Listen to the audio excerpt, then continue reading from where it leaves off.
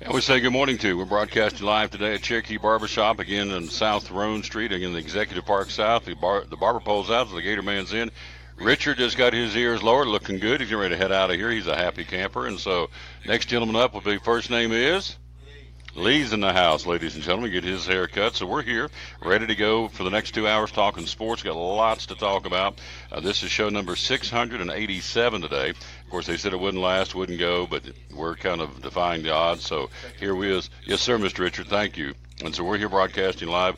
We always dedicate our show to the man who hung on the cross. We unashamedly do that. I've got my fingers in these belt loops, and so hanging on. And so here's the verse to get us started out of the book of Psalms. Psalms 25 says, I am good and upright, and I will teach you to walk in my paths. Strive to be humble. I will guide you in justice and teach you my ways, which are mercy and truth. How about that? That's the verse of the day to get it started here. So, again, we always dedicate our show unashamedly to the man who hung on the cross. This is his show, and as I said, I got my fingers in his belt loop hanging on.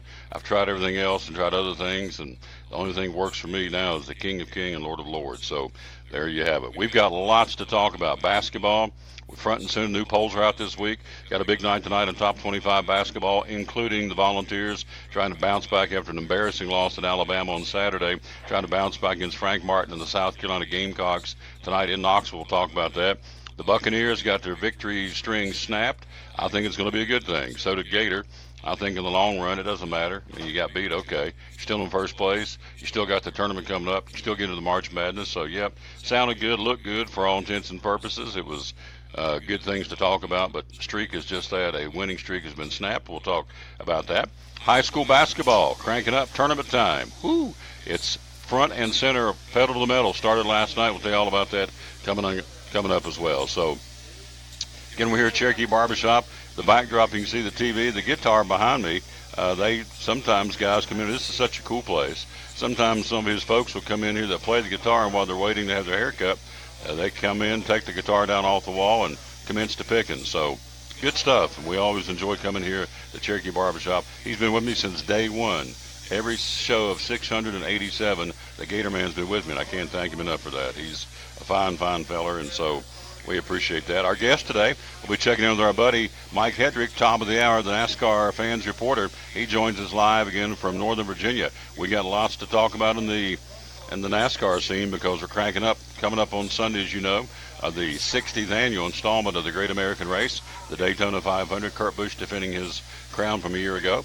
We also will be talking about the Can-Am Duels, which runs in 2 days or 2 evenings from now on Thursday night at Daytona to set the rest of the field. Alex Bowman and Denny Hamlin on the front row of the Daytona 500 coming up on Sunday.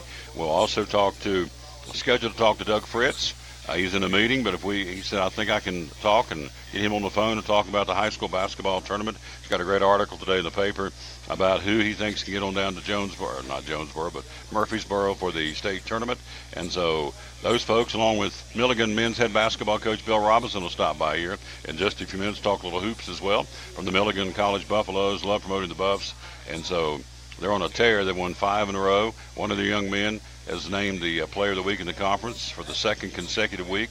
Milligan Buffalo has done that, so we won't steal his thunder. We'll let you know who that is and let Coach tell you all about that. And also his basketball camps.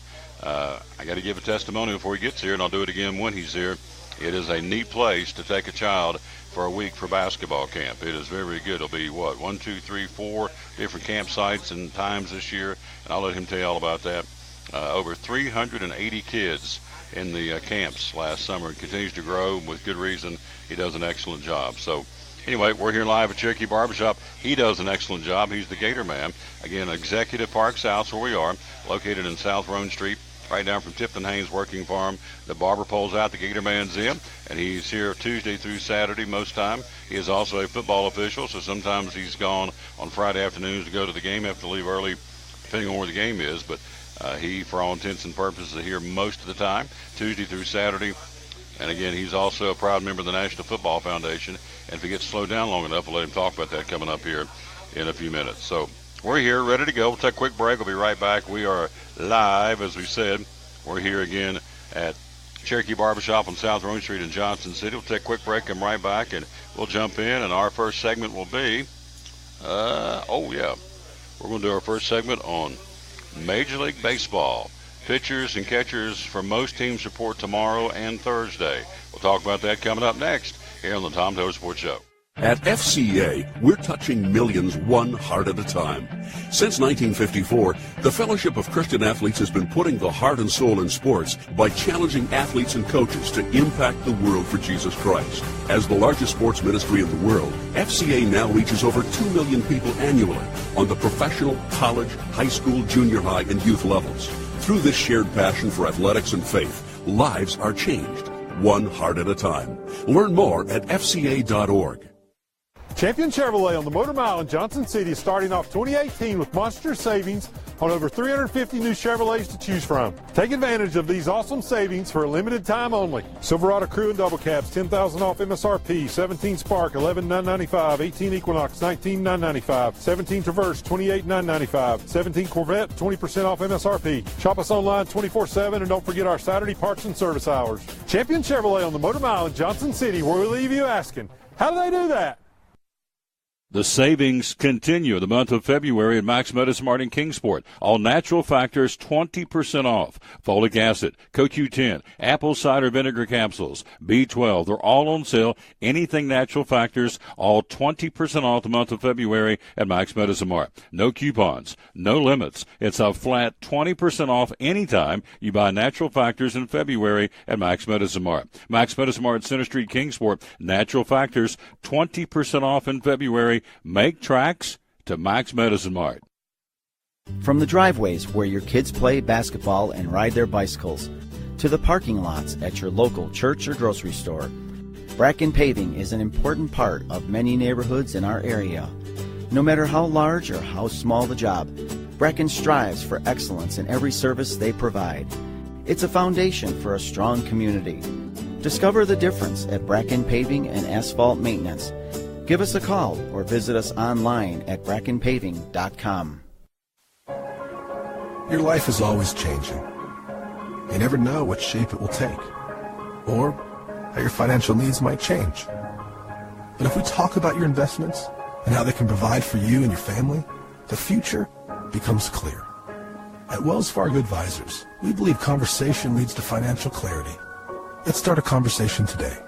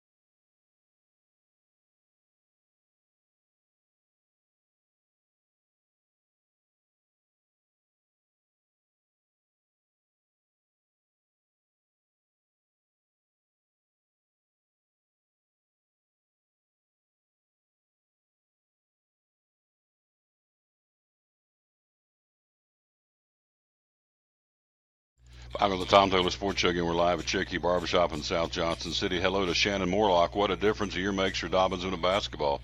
You're right. We're going to run down the brackets here in just a minute. We'll see if they got the horses with first-year coach Chris Poore. Can they do it? And see if they can win the championship. They won by a coin flip. They're the home team. I think that's right. Yeah, between Science Hill and Dobbins Bennett. So, again, gosh, am I right or am I wrong? Now I can't remember what. They did a coin flip. And, yeah, Dobbins Bennett won the coin flip. Hello. So, anyway, we'll see. It starts again. Started last night. We'll run down the high school basketball tournaments. The single A is at Daniel Boone. The double A tournament's in Elizabeth. And the triple A tournament is at Crockett High School. Bradley Purdy in Cleveland, Texas, watching again today. Hello, my good friend. Good Tuesday. Good to hear the voice. Thank you. Still bringing back great Friday night memories of Jay Fred, the good old days, doing Dobbins Bennett Sports. Thank you, my friend.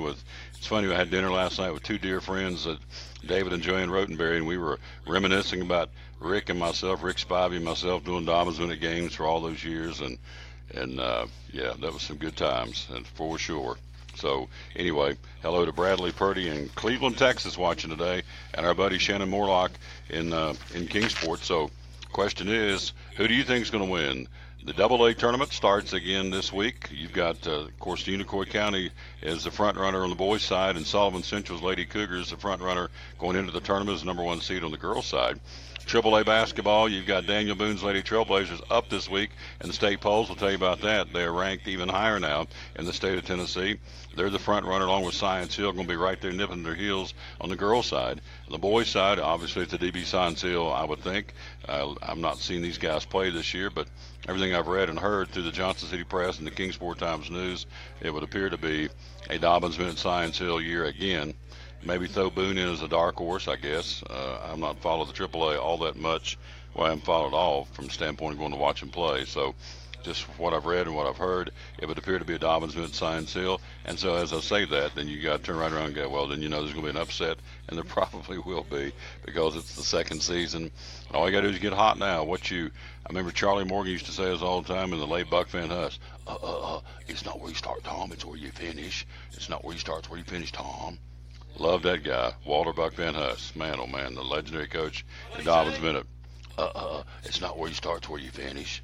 Yep, there you go. Love that guy to death. So, don't like Gator, but I love Buck Van Huss. I know I love Gator. The Gator man's in the house, making Lee look good over there, Lee. Just that one place back there, he kind of gapped you, but that's okay. It'll grow back.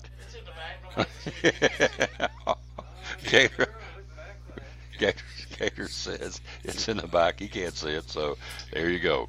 Major League Baseball. Hello, Ryan Presnell. We got his promo. Let's do that right now.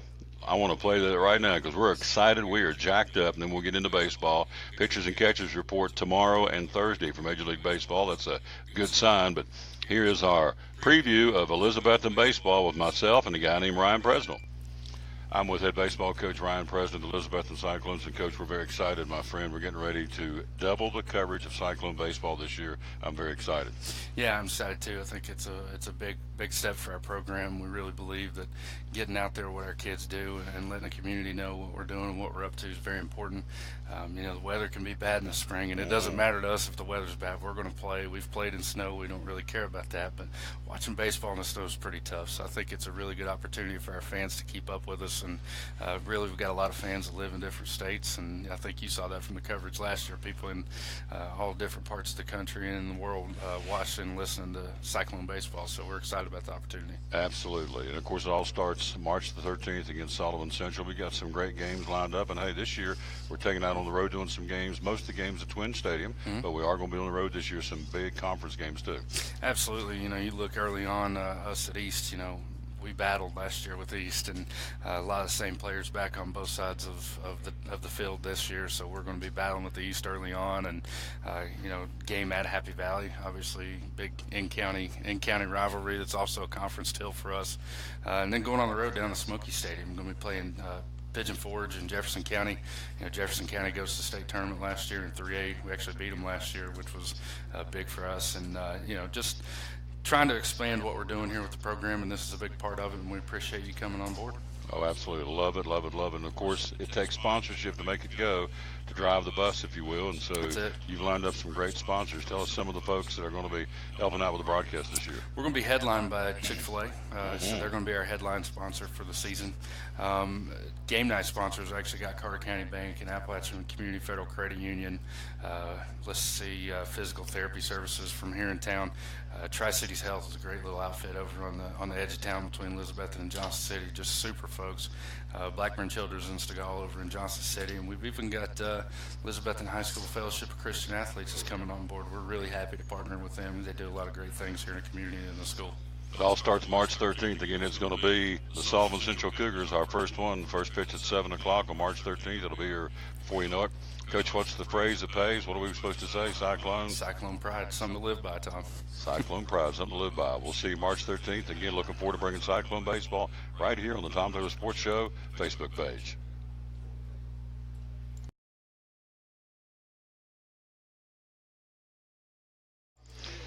Yeah, we're going to be coming up March the 13th against the Sullivan Central Cougars. Can't wait to be with Coach Preston and his great his great baseball program. Hello to Brian Malone watching. Hello, my good friend. Hope you're doing well. Also, Diana Sells says, go Cyclones. Ryan Preston says, those are some good-looking beards. Yeah, you better believe it. Adam Buckles is watching. James Horn is watching. Thank you, guys and ladies, very, very much. We got a storm brewing in Major League Baseball. Juan Carlos Nunez, a former employee of the baseball players representation agency called ACES, all capital letters, ACES, has filed a lawsuit against the head of that organization, Seth and Sam Levison, claiming they made under-the-table payments to players and also directed clients to people who could provide performance-enhancing drugs. So here we go. The lawsuit, which also claims the Levinsons made under-the-table payments to clients, says their mantra was to do whatever it took, even if it meant doing things in violation of the laws of the United States and rules of Major League Baseball and the Players Union, and the Nunez was thrown under the bus to protect his own reputation and made to take the fall for the harebrained schemes to try and fool Major League Baseball regarding Melky Cabrera's failed test. Now, this is the guy that can't come up with the fake website to kind of put him on a rabbit trail, if you will, for Melky Cabrera back in the day. So it's kind of a complicated scenario, but the bottom line is Nunez is most notable for his role in building a fake website after Melky Cabrera tested positive for PEDs back in 2012. The goal was to trick Major League Baseball into thinking Cabrera took a substance he read about online, not realizing it was a PED. Nunez was sentenced to 3 months in prison and house arrest for his role, so I don't know whether he's sour graping and throwing it against these guys that head up ACES. There's something to it. Don't know. But Rob Manfred says we will definitely look into it for Major League Baseball. ACES is one of the largest player agencies in baseball. They represent, among others, Rich Hill for the Dodgers, Cubs lefty John Lester, National second baseman Daniel Murphy, Red Sox second baseman Dustin Pedroia, Mets third baseman David Wright, among many others. So there may be something to it. We'll have to wait and see. We'll talk high school basketball coming up. Tournament time here in the Tri-Cities with the AAA, single A, and AA. We'll do that here in just in a little while. Bill Robinson, the Milligan basketball coach, is going to stop by. We'll go to the top of the hour. We'll talk with our buddy Mike Hedrick, the NASCAR fans reporter, about what's going on in Daytona this week. Cranking it up, dropping the green flag for the 2018 NASCAR season, of course, with the running of the 60th edition of the Great American Race, the Daytona 500. We are 61 days out from the Food City 500. Can't wait to be up there behind the mic and having a great time hanging out with Jerry Caldwell and Drew Bedard and Logan and all the folks up there that's going to be in and around, and Julie Bennett and all the folks making it go at Bristol Motor Speedway. More baseball. The Cardinals, again, pitchers and catchers report to most all Major League teams tomorrow and Thursday at the latest, and most teams have their first full team workout coming up on Monday. But pitchers and catchers report to all Major League teams, I should say, either tomorrow or Thursday. Cardinals have signed reliever Bud Norris. Club continues to reshape its bullpen following an inconsistent season and losses to the back end of their pitching rotation. Per Ken Rosenthal, he says a one-year deal worth $3 million with the chances for significant incentives. Norris, 32, saved 19 games last year, had 74 strikeouts in 62 innings for the Angels. He's now a St. Louis Cardinal, and that is Major League Baseball news. And still no updates on J.D. Martinez or Jake Arrieta. Those guys are still out there, have not signed yet, and so we'll have to see. And Elizabeth, the Minnesota Twins have until the end of February to sign off on the deal. We talked about this last week, but again, I want to bring it back up and talk about it today a little bit. Twins have until the end of February to sign off on a deal to keep a rookie team in Elizabeth and beyond this season. City Council voted on a unanimous measure last Thursday night to set a February 28th deadline for the Twins to commit to an improvement plan for the Twins ballparks, where we're going to be with Elizabethton baseball. If that deadline is not met, Elizabethton leaders will withdraw their current offer. That's according to Mayor Kurt Alexander said last week after the City Council meeting. City leaders in Elizabethton have spent months trying to reach a deal with Twins management, and the city has committed to making a $1.5 million investment in upgrades to the stadium. Alexander said renovations were set to get underway last month, but the city has not heard from Twins management in weeks. Come on, Minnesota, step up the plate. You made the commitment, you got to come through with it. Total cost of the upgrades would require the Minnesota Twins to contribute between $250,000 and $300,000. So the city of Elizabethton says we're going to give you 1.5 right here. And Minnesota says, we committed to 250 to 300,000. Then stroke a check. Let's get on with it so these guys can get this thing going. Alexander said the Twins management initially agreed to pay 1/3 of the cost to build a new facility. Future of the Appalachian League team has been uncertain for months. Twins management told the city it wanted improvements made to Joe O'Brien Field and the clubhouse, which has been home to the Twins since 1974. Regardless of what happens in this timeline on February the 28th, which is 2 weeks, obviously, from tomorrow, the Twins will play the 2018 season in Elizabethton.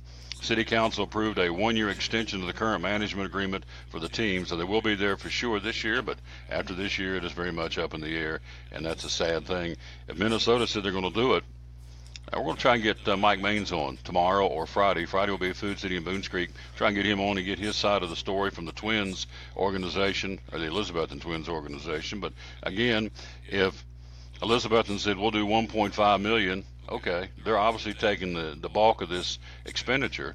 And you see where Minnesota said they'll go and contribute $250,000 to $300,000. Well, it's a no-brainer. Cut this check so they can get it started.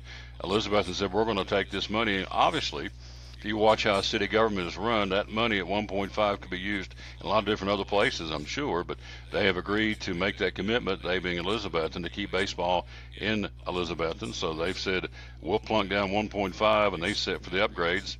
Twins said we'll do 250 to 300,000, but then it says the city hasn't heard from the Twins management in weeks. So Minnesota, you got to step up and do what you say you're going to do.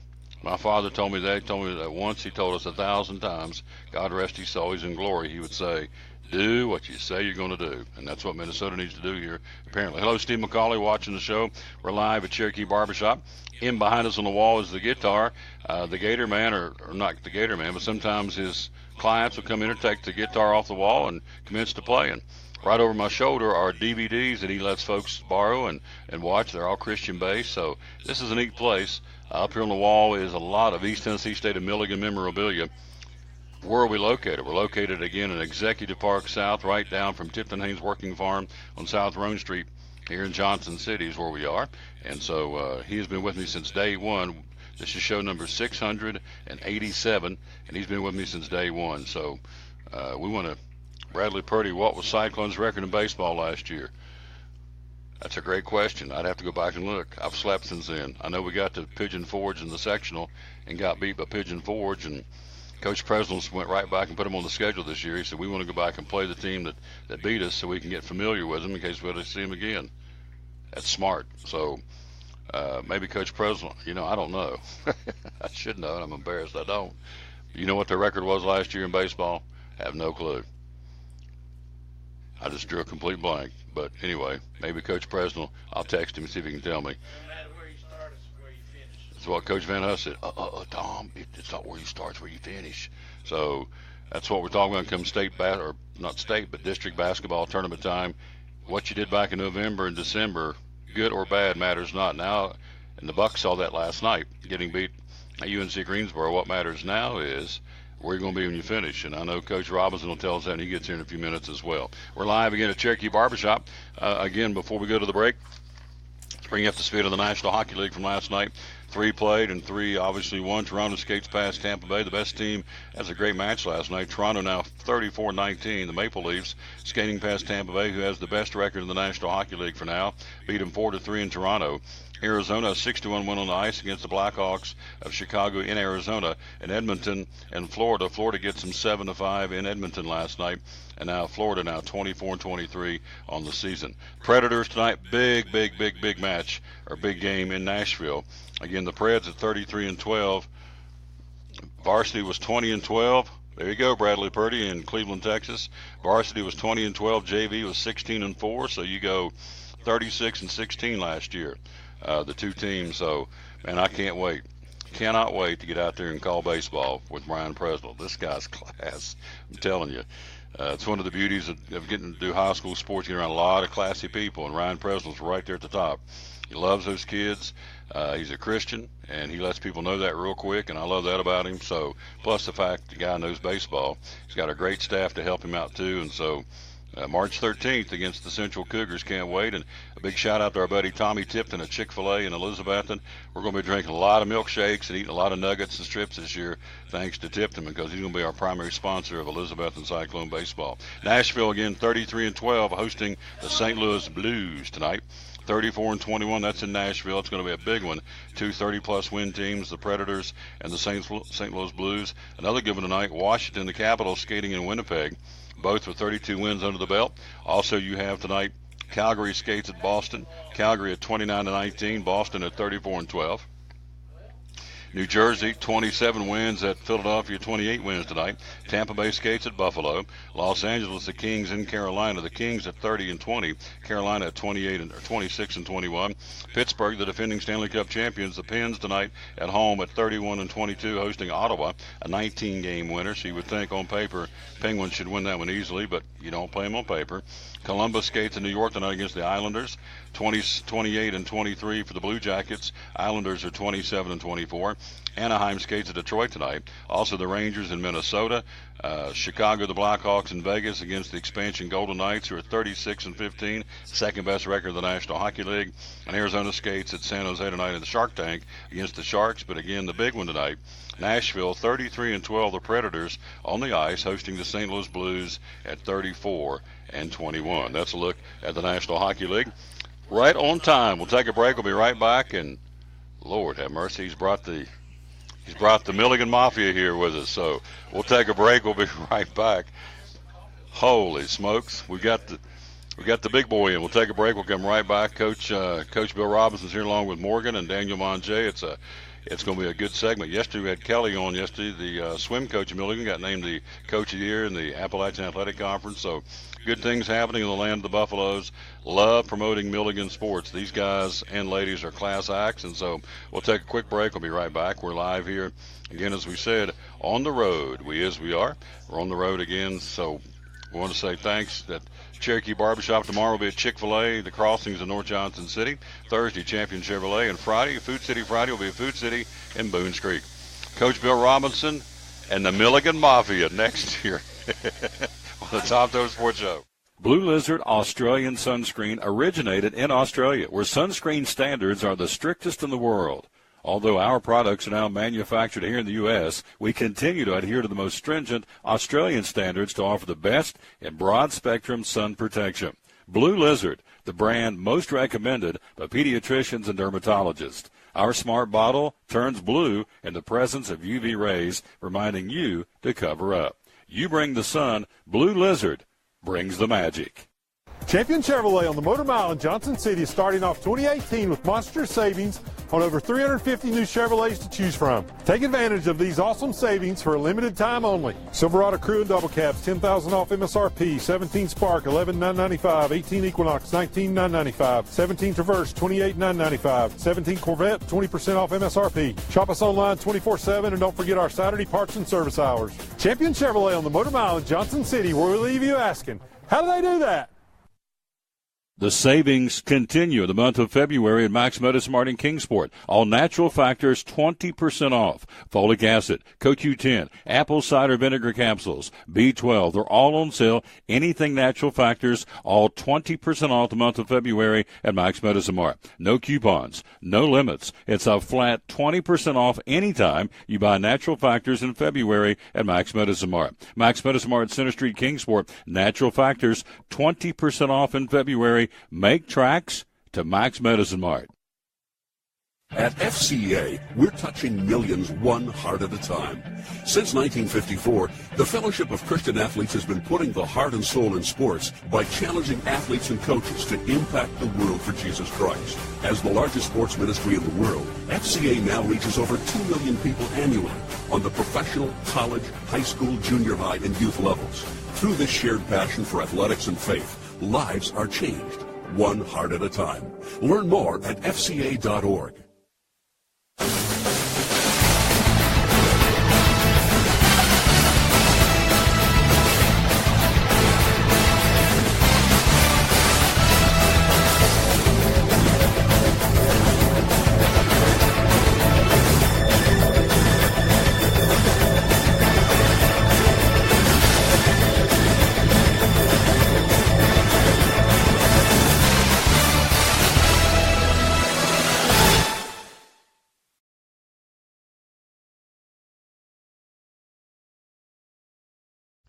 Back on the Tom Taylor Sports Show number 687. We're live here again at Cherokee Barbershop in South Johnson City. Let's get the webcam up. Let's get him here because he's here ready to go. And I always like talking about the Buffaloes. And there he is, Coach Bill Robinson with us. Good morning, my friend. How are you? Doing well, Tom. How are you? Good. So, crazy thing. I asked him off air. I'll keep it and we'll get us a two-shot. Crazy thing. I asked him off air. By the way, Bradley Purdy, hello out in Cleveland, Texas. I want to say hello to Bradley. Yes, Elizabethton baseball last year, 20-12 varsity, JV 16-4. Coach Presnell watching. Thank you for updating me on that. Bradley Purdy says that's great. Said, man, I wish the Braves had a coach like that. Man, oh man. Yep, Ryan Presnell's class act, and so we appreciate him very, very much. And we're looking forward to calling Cyclone baseball starting on March the 13th. Got 20 games plus the tournament, so we're going to be busy.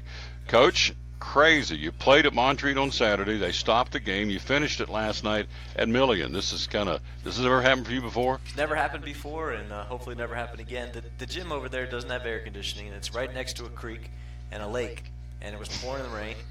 And at the end of the girls' game, the girls actually said something as we were coming out on the floor. Hey, you need to make sure that they wipe down the floor. Well, didn't matter how many times you wiped down the floor. And we slipped through the first half, but in the second half, one of their players slipped and hit his head on the floor, and the officials said that's enough. Somebody's going to get hurt. Somebody's going to tear an ACL or something, and it was the right call to suspend the game. But with the weather being the way it is, it wasn't going to change for Monday, so we ended up bringing the game to Milligan, Steve Lacey, and finished up last night. So talking to their folks over there, I would assume, particularly in the summertime, it was hot and humid. Is that a pretty common occurrence? Well, I coached there for 12 years, so I've had that happen before in practices and camps and things like that. The best thing to do is to keep everything shut the doors, shut the windows, shut everything, and try to keep things the way they are. They did just the opposite Saturday. They opened up the doors, turned the fans on, blew all the condensation in onto the floor, and there was just no way we could continue. So you stopped the game on Saturday. It's at Montreat. You bring everybody over here last night to finish it up, and it obviously was a very successful evening. Tell me about it. Well, we had an 11-point lead just from the point of interruption with 18:46 left, and they made a run, and then we made a run, and they made a run, and we made a run, and then it got down to a minute left, and they had a 3-point shot to tie and missed. We made some free throws and were able to hang on. So it was a good win for us, and obviously any win in the conference at this time of year is a good win. What, 5 in a row now? 5 in a row. 5 in a row. 12 out of 17. We've been playing much, much better. 12 out of 15. 12 out of 15. Won 12 out of the last 15. Yeah. As I said before we got here, the late Coach Van Huss used to say, with this being tournament time, he said, it doesn't matter where you start, it's where you finish. So is your team peaking heading down the home stretch? I think so. We started 2-9. Lost our 2 all-conference players, and would have been very easy for the guys just to pack it in, and they really fought hard. It says a lot about them and the character that they have on this team, and the type of talent to have guys who stepped up, who really weren't expected to maybe play a whole lot, but have stepped up and played great, and playing really well heading into last game on Saturday. He's known as Willie. His real name, of course, is Will. It's Coach's son. We call him Brutus because he looks like off Popeye, but Brutus, Big Will, had a big night last night. It was 34, is that right? 34. He had 19 at Montreat and 15 at Milligan. It was kind of a neat thing. Of course, he grew up in that gym at Montreat. He learned how to ride a bike in that gym, in the basement of that gym. So it was neat for him to be able to go back and play that. And of course, David Cassidy was Player of the Week before, and they were determined not to let him shoot. And of course, Aaron Lavardi's having possibly a Player of the Year type campaign right now. So they wouldn't let either one of those guys do anything. Either time either one of those touched it, they would double team him. So Willie was wide open, and he took advantage of his situation. So averaging 5 points a game. His career high had been 15 points before last night, and to score 34, and to score 34 against Montreat was pretty special for him. Sure. As a senior, this is the last go-around, and had that kind of night in the old gym where he learned to ride a bike. Yeah. That's a great story. The neat thing about him is, Saturday won't change how he plays. And if he scores 5 on Saturday and we win, he'll be happy. He doesn't. It's not like something that now changes and he feels like he needs to change his role. He knows what his role is, and he actually said something about it last night at home. And just that's who I am, and I had an opportunity, and come Saturday he'll make the right decisions, whatever that may be. There you go. We're talking to Coach Bill Robinson. See on the screen, we're Milligan's men's basketball coach. He's with us. We'll talk about his camp coming up here in a moment. Colin Brooks, hello, my friend, watching from Johnson City Schools, and had him on the show last week. The big guy, about 6'12". Hello to Colin Brooks, dear friend and good guy, and always a great interview when he gets here and is on the show. Saw Cassidy last week. Back during summer, I gave him a DVD. He's a big, old school kind of guy, David Cassidy. Loves Larry Bird. So I gave him my Bird DVD, let him watch it. So the other night I went up to him, and it's been a couple of weeks ago. I said, hey, show him how Larry Bird shoots. Shoot like Larry Bird. And he just grinned. I said, shoot or shoot, man. Light him up. Well, he obviously has listened to your coaching, because this is what he's done. He's tied the record for most threes in a game last Monday's conference win against Bluefield. 10 for 15 from behind the arc, scoring 34 points, tying his season and career high. They recorded against Truett McConnell earlier in the season. According to this latest, he is number 2 in the NAIA in total three-pointers made at 92. So this kid can stroke it from Sullivan East, and him shooting like that right now really opens up the inside game for Milligan, doesn't it? It does, and he's always been a great shooter. Struggled physically last year, and his numbers showed it. He just was never healthy. He's healthy now and been shooting them just. I mean, it's huge for him to be able to open up the inside for Aaron, and you almost have to pick your poison. You're going to guard Aaron inside, you're going to guard David outside, and then you got Dax Boston to be the third guy too. So the three of them have really played great, especially this last month. Saw the highlights last night and saw Buckner. Thought this was cool. He took it on the left side and went in, did a little finger roll, a little jump shot with his left hand. I thought, if you get this guy going, and along with Aaron inside, you guys are going to be a force. He had 12 points last night, 6-6 shooting. So, again, it's got to be a balance, and you balance the inside with the outside, and it makes it very difficult to guard. We're talking to Coach Robinson. Again, I'll give you a little testimonial. It's not a cooler place to go watch ball games on a Saturday afternoon, a doubleheader, than at Milligan College Steve Lacey Fieldhouse. The ladies always play first, typically, then the gentlemen come in the second. There's always, I don't know, it's just, I've said over there every time I come to the game, I keep trying to define how this is, because I've been to a lot of basketball games in my life. It keeps coming back to cozy. I know it sounds cheesy, but it's just cozy. It's kind of a hometown, homespun feel. They play hard, but it's very obvious when you watch Milligan play. He wants 120% out of these guys, but it's not life or death. They get it. Life goes on. It's not the spoke in the wheel. It is a spoke in the wheel, basketball. So is that a fair way to analyze? I mean, you're there and obviously coaching. Is cozy, is that a cheesy way to describe Milligan basketball Saturdays? It really is. It's a great family atmosphere, and I think you get to see the players up close and personal. Everybody goes down the same stairs to go to the restrooms, and very often you can end up going to the restroom and seeing players in there too. It's a great place to see a game. You get a lot of access. It's close to the court. You feel like you're part of the game and feel like you're part of the action. And again, Bronda Paulson does a great job with cheer and dance. It's a show. It's not just about basketball. It's really I would consider it more old school. It's just an old school feel, the way it was played back in the 50s and 60s, where there's just good basketball, good, clean, wholesome activities, and it's a fun place to take kids on a Saturday. Yeah, dance team. They got a great dance team, but nothing provocative, because I take my two little ones out there, and they're dressed appropriately and they dance. I mean, they move around. It's not like they stand out there like sticks. They do move around, but it's not like some of the stuff I see on TV at halftime, some of the pro games. So anyway, it's a good place to go. Love hanging out there. I got to give this guy props, because 2 weeks ago he made memories for a little girl that she will never ever forget. Still talks about it. She was what's it called, buff for a day is what it's called. Behind the scenes with the buff. Yeah. Behind the scenes the buff. So she got to go downstairs in the locker room right before the game and hear his kind of scouting report. She got to be part of the prayer. They brought her into the huddle. I can't thank Tyler Nichols enough, and the other young man who's out, Jake Kaywood. Yep. Those two guys just kind of took her under her arm. And this is not just for her, that anybody gets to do this, but you have to get through coach to do it. You get to sit on the bench during the game. You get to be out there for the national anthem. I got a picture of her standing beside coach for the national anthem. I wouldn't take $1 million for it, because they're both standing their hands with their heart, and here's my little one standing beside this guy who she loves and looks up to. So it was a neat experience for her. It's called an opportunity to make memories, and so it's just cool. I mean, she still talks about it, and I don't guess she'll ever forget that. But she, and what was really neat, I videoed it when the guys come off the floor. They come down the line. Everybody stands up and gives them 5. Well, the first time she didn't, but after that, for the rest of the ball game, she's out. She puts her hand out, and I know Willie stopped when he came off the floor one time, and he made sure he smacked that little hand. And I'm telling you, it was memory making, just awesome. And I can't thank you enough. And Tyler Nichols. Tyler, he didn't have a dog in the hunt. That's the kind of kids you have on your basketball team. Exactly. It shows the character and who they really are in a situation where it doesn't really matter. He's not going to play that night, but it shows his heart and he cares about it.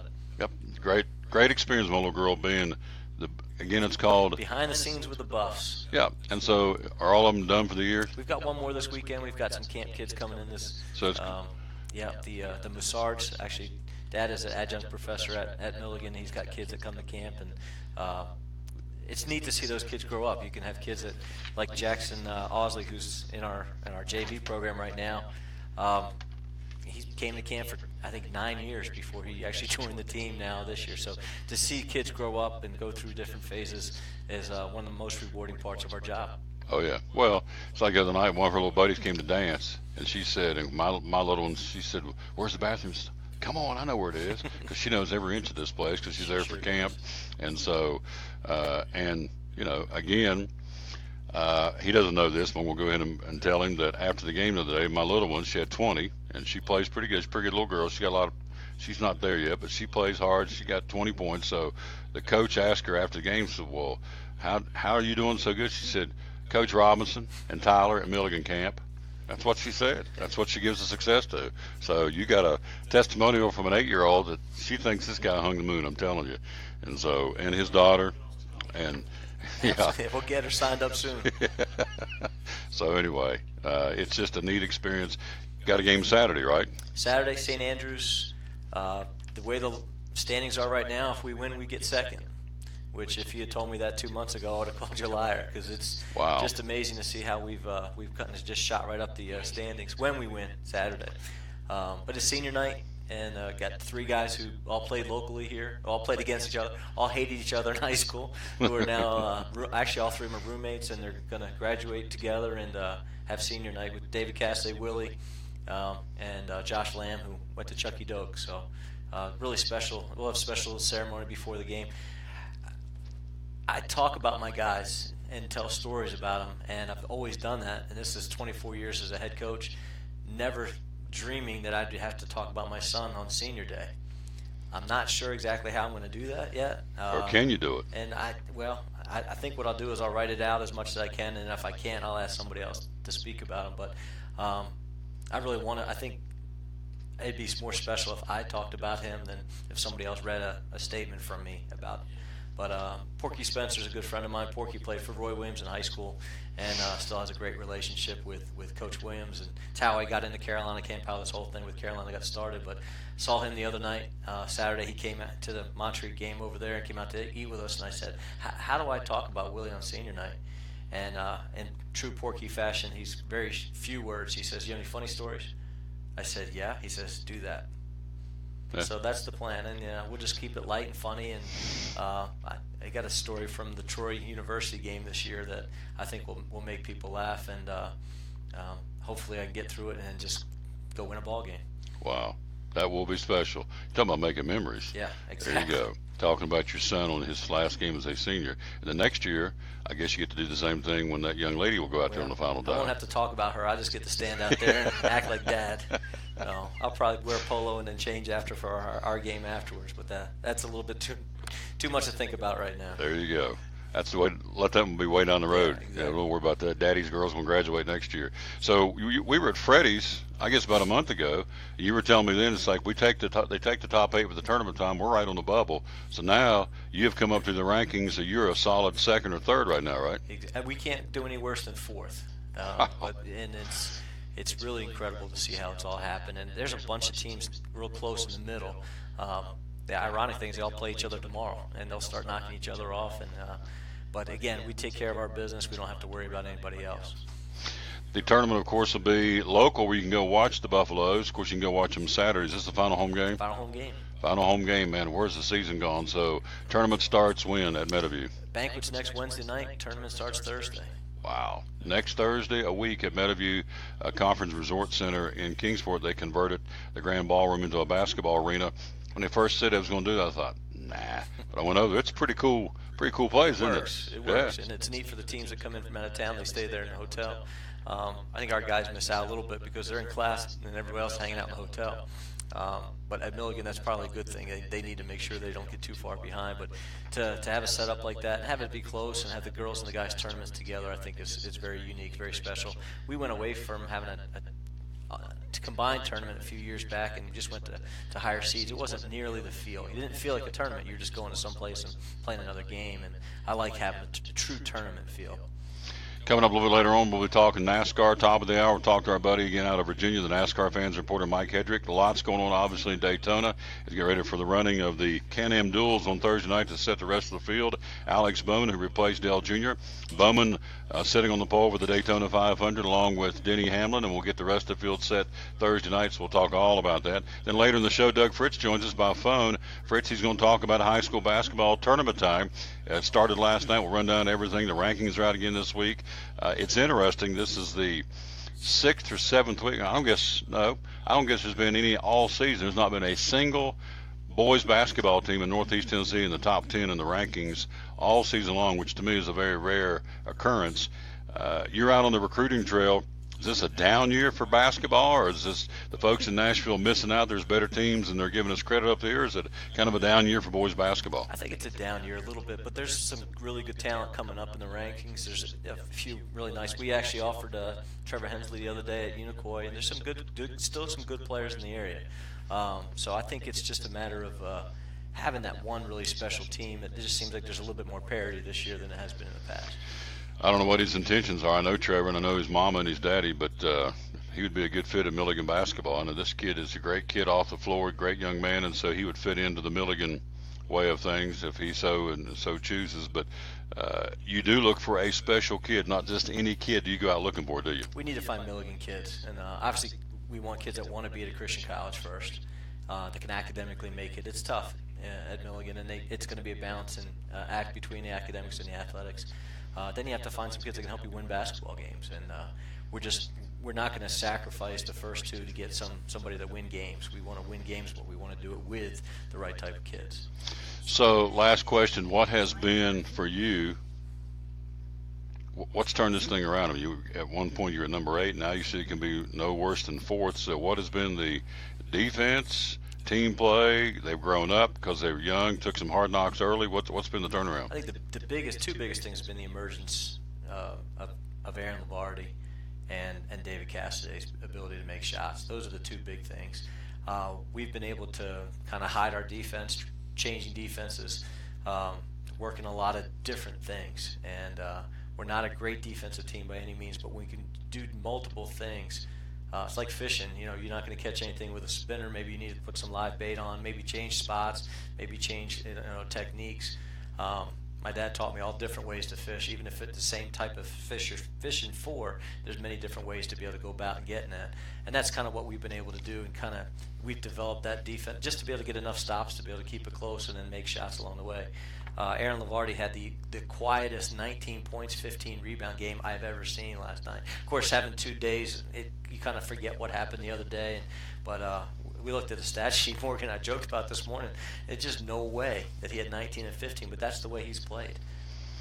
From a trivial standpoint, I'm going to get old Monjay on there to check this out. I don't know how many times in the history of college basketball you had a scenario like we talked about where you had to switch and play one spot, and because of a physical condition, go and finish the game on the other team's home floor. That has to be far and few between that's happened. I don't never heard of it before, No.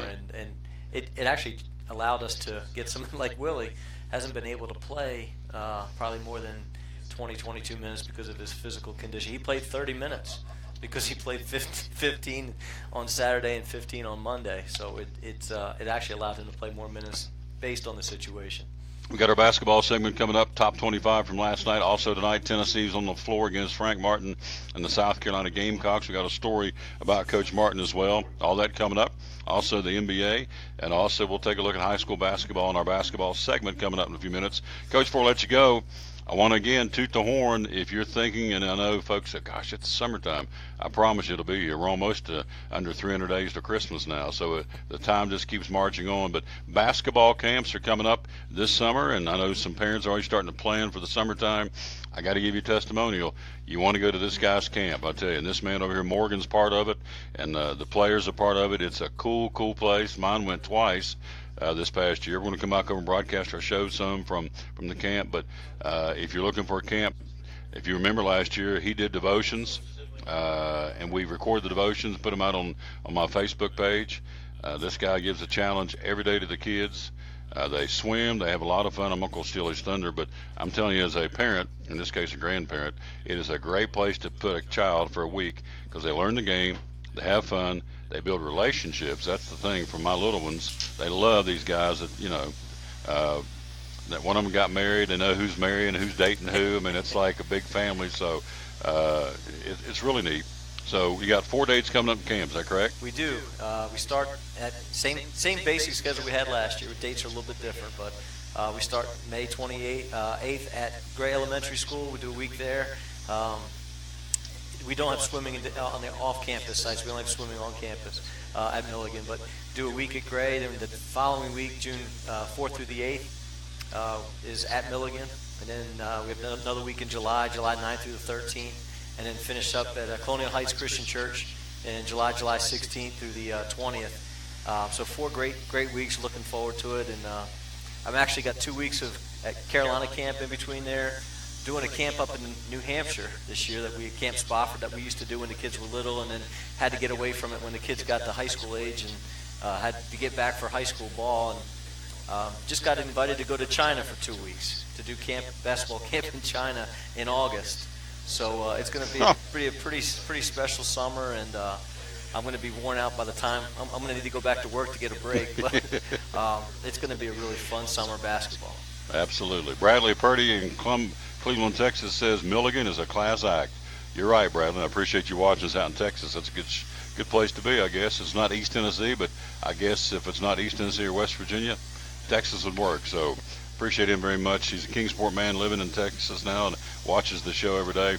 Coach, great stuff, my friend. I appreciate you very much, and it's all good. If they want to get involved in camp, do we call, text? What do we need to do? You can contact me. All my information is on the website, but the camp website is actually on the athletic page at www.milliganbuffs.com. Just go to Inside Athletics, and the camp link is there. Believe it or not, we already have 13 kids signed up, and it's taken less than a week to get that, and it's hard for me to believe, too, that camp's that close, but it will be here before we know it. I'm going to pound the drum for him you'll hear a lot about this all the way through to camp time because it's a great place to go. I'm there, and mine are already asked me, when can we go? When can we go? I even got the older one. Now she's got to kind of lit the fuse, and so your daughter got her going, kind of got her reinterested in basketball, so thank you to Sarah for that. Coach, always I can sit there and talk to you all day long, man. I love you. This guy's a class act, great Christian man, and I just appreciate you and who you are and what you represent. You're a fine feller. Thank you. Yeah. Appreciate it. Love you too. I love you Great too, to man. have You want to get the man on over here? He once had a mustache. And we call him Dennis Weaver McLeod when he had a mustache. Now he's cleanly shaven. He is the sports information director.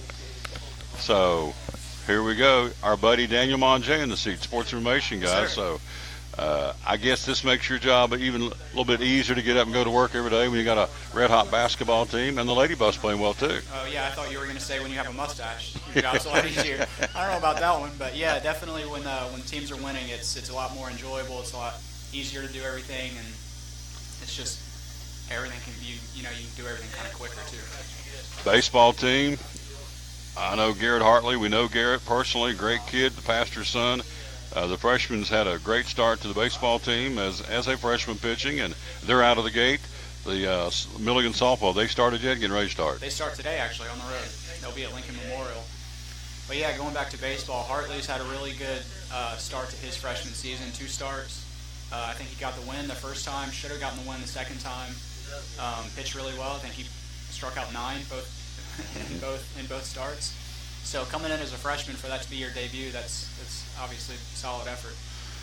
18 strikeouts in 2 games for a freshman. That's not too shabby for a guy coming over from Elizabethton High School. So Garrett Hartley doing well, and he's not the only one. Coach Meade's got some other kids playing well too. So baseball, you can check out their schedule on the website. We'll get to that in a second. Lady Buff basketball, what's going on with them right now?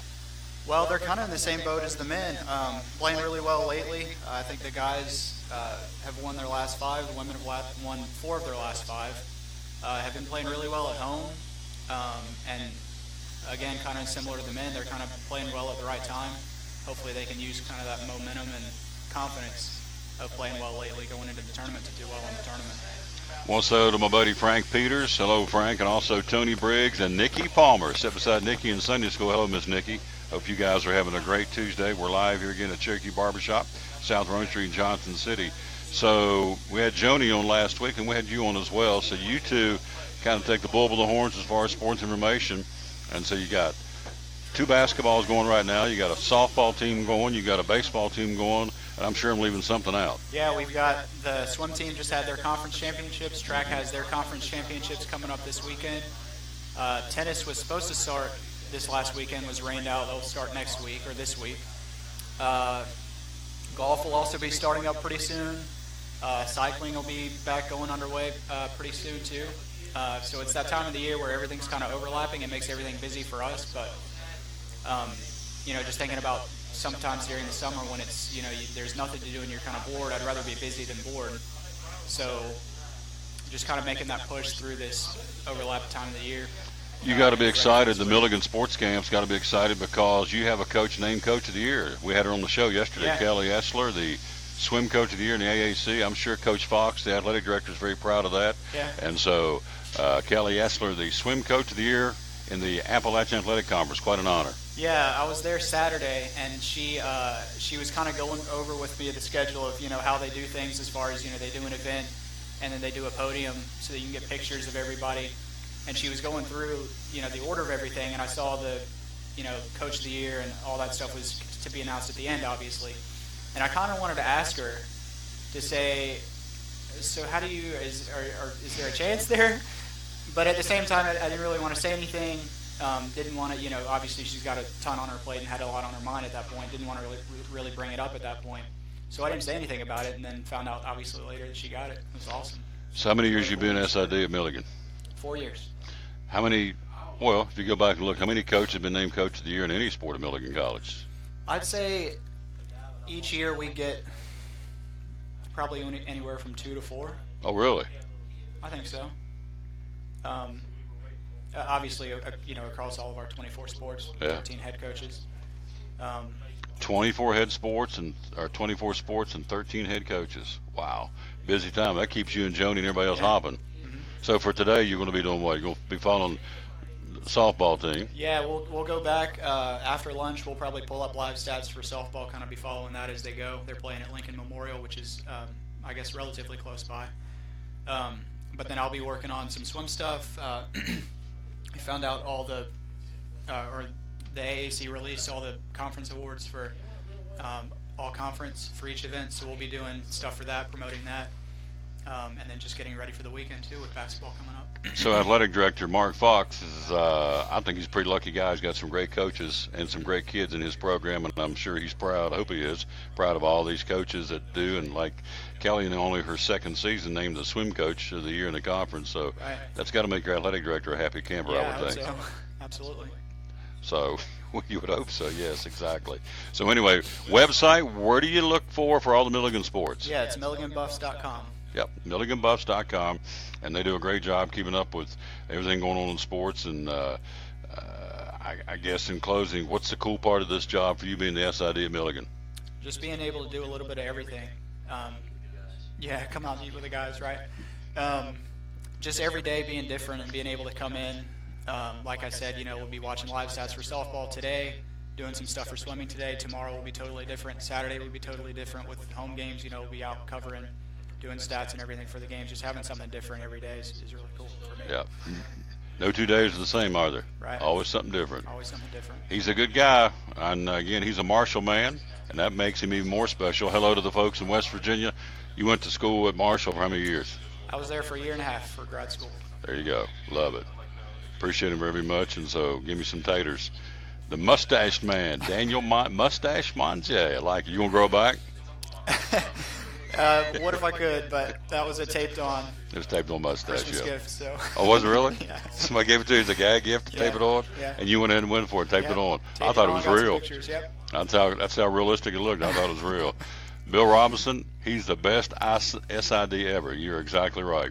Once again, he was named the #1 sports information director, 2 years ago in the conference? 2 years ago, yeah. We need to get that back and bring it back to Milligan again, because he busts his tail. I'm telling you, he does a great job. And again, I'm sure, I hope Coach Fox appreciates what he's got in this guy too, and President Greer and everybody at Milligan, because let's face it, most schools are known, whether you want to accept the fact or not. Not totally, but a lot of them are known by their athletic programs. So we got this guy cranking out the athletic side of all the positive things happening at Milligan, along with all the other SIDs in the country. It's a tough job, isn't it? Long hours, long days.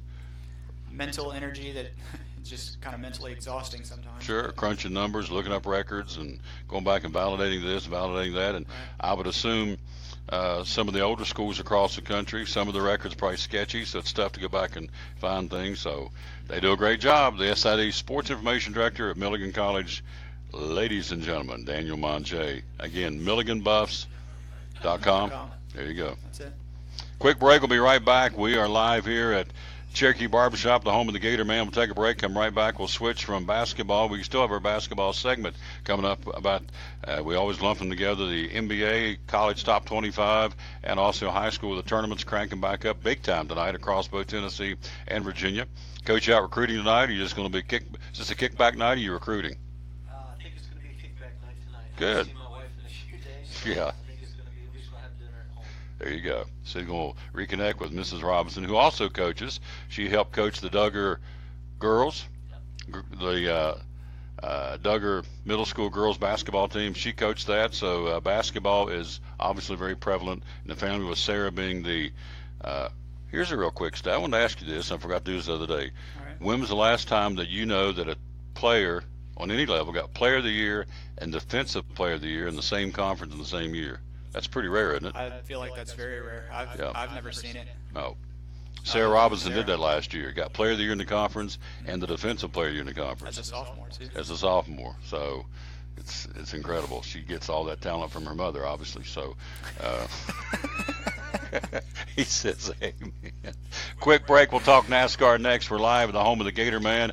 We're here at Cherokee Barbershop on the Top Dollar Sports Show. At FCA, we're touching millions one heart at a time. Since 1954, the Fellowship of Christian Athletes has been putting the heart and soul in sports by challenging athletes and coaches to impact the world for Jesus Christ. As the largest sports ministry in the world, FCA now reaches over 2 million people annually on the professional, college, high school, junior high, and youth levels. Through this shared passion for athletics and faith, lives are changed, one heart at a time. Learn more at fca.org. Champion Chevrolet on the Motor Mile in Johnson City is starting off 2018 with monster savings on over 350 new Chevrolets to choose from. Take advantage of these awesome savings for a limited time only. Silverado Crew and Double Cabs, $10,000 off MSRP. 17 Spark, $11,995. 18 Equinox, $19,995. 17 Traverse, $28,995. 17 Corvette, 20% off MSRP. Shop us online 24/7, and don't forget our Saturday parts and service hours. Champion Chevrolet on the Motor Mile in Johnson City, where we leave you asking, how do they do that? The savings continue the month of February at Max Medicine in Kingsport. All natural factors 20% off. Folic acid, CoQ10, apple cider vinegar capsules, B12. They're all on sale. Anything natural factors, all 20% off the month of February at Max Medicine Mart. No coupons, no limits. It's a flat 20% off anytime you buy natural factors in February at Max Medicine Mart. Max Medicine Mart, Center Street, Kingsport. Natural factors 20% off in February. Make tracks to Max Medicine Mart. From the driveways where your kids play basketball and ride their bicycles, to the parking lots at your local church or grocery store, Bracken Paving is an important part of many neighborhoods in our area. No matter how large or how small the job, Bracken strives for excellence in every service they provide. It's a foundation for a strong community. Discover the difference at Bracken Paving and Asphalt Maintenance. Give us a call or visit us online at brackenpaving.com. Your life is always changing. You never know what shape it will take, or how your financial needs might change. But if we talk about your investments and how they can provide for you and your family, the future becomes clear. At Wells Fargo Advisors, we believe conversation leads to financial clarity. Let's start a conversation today.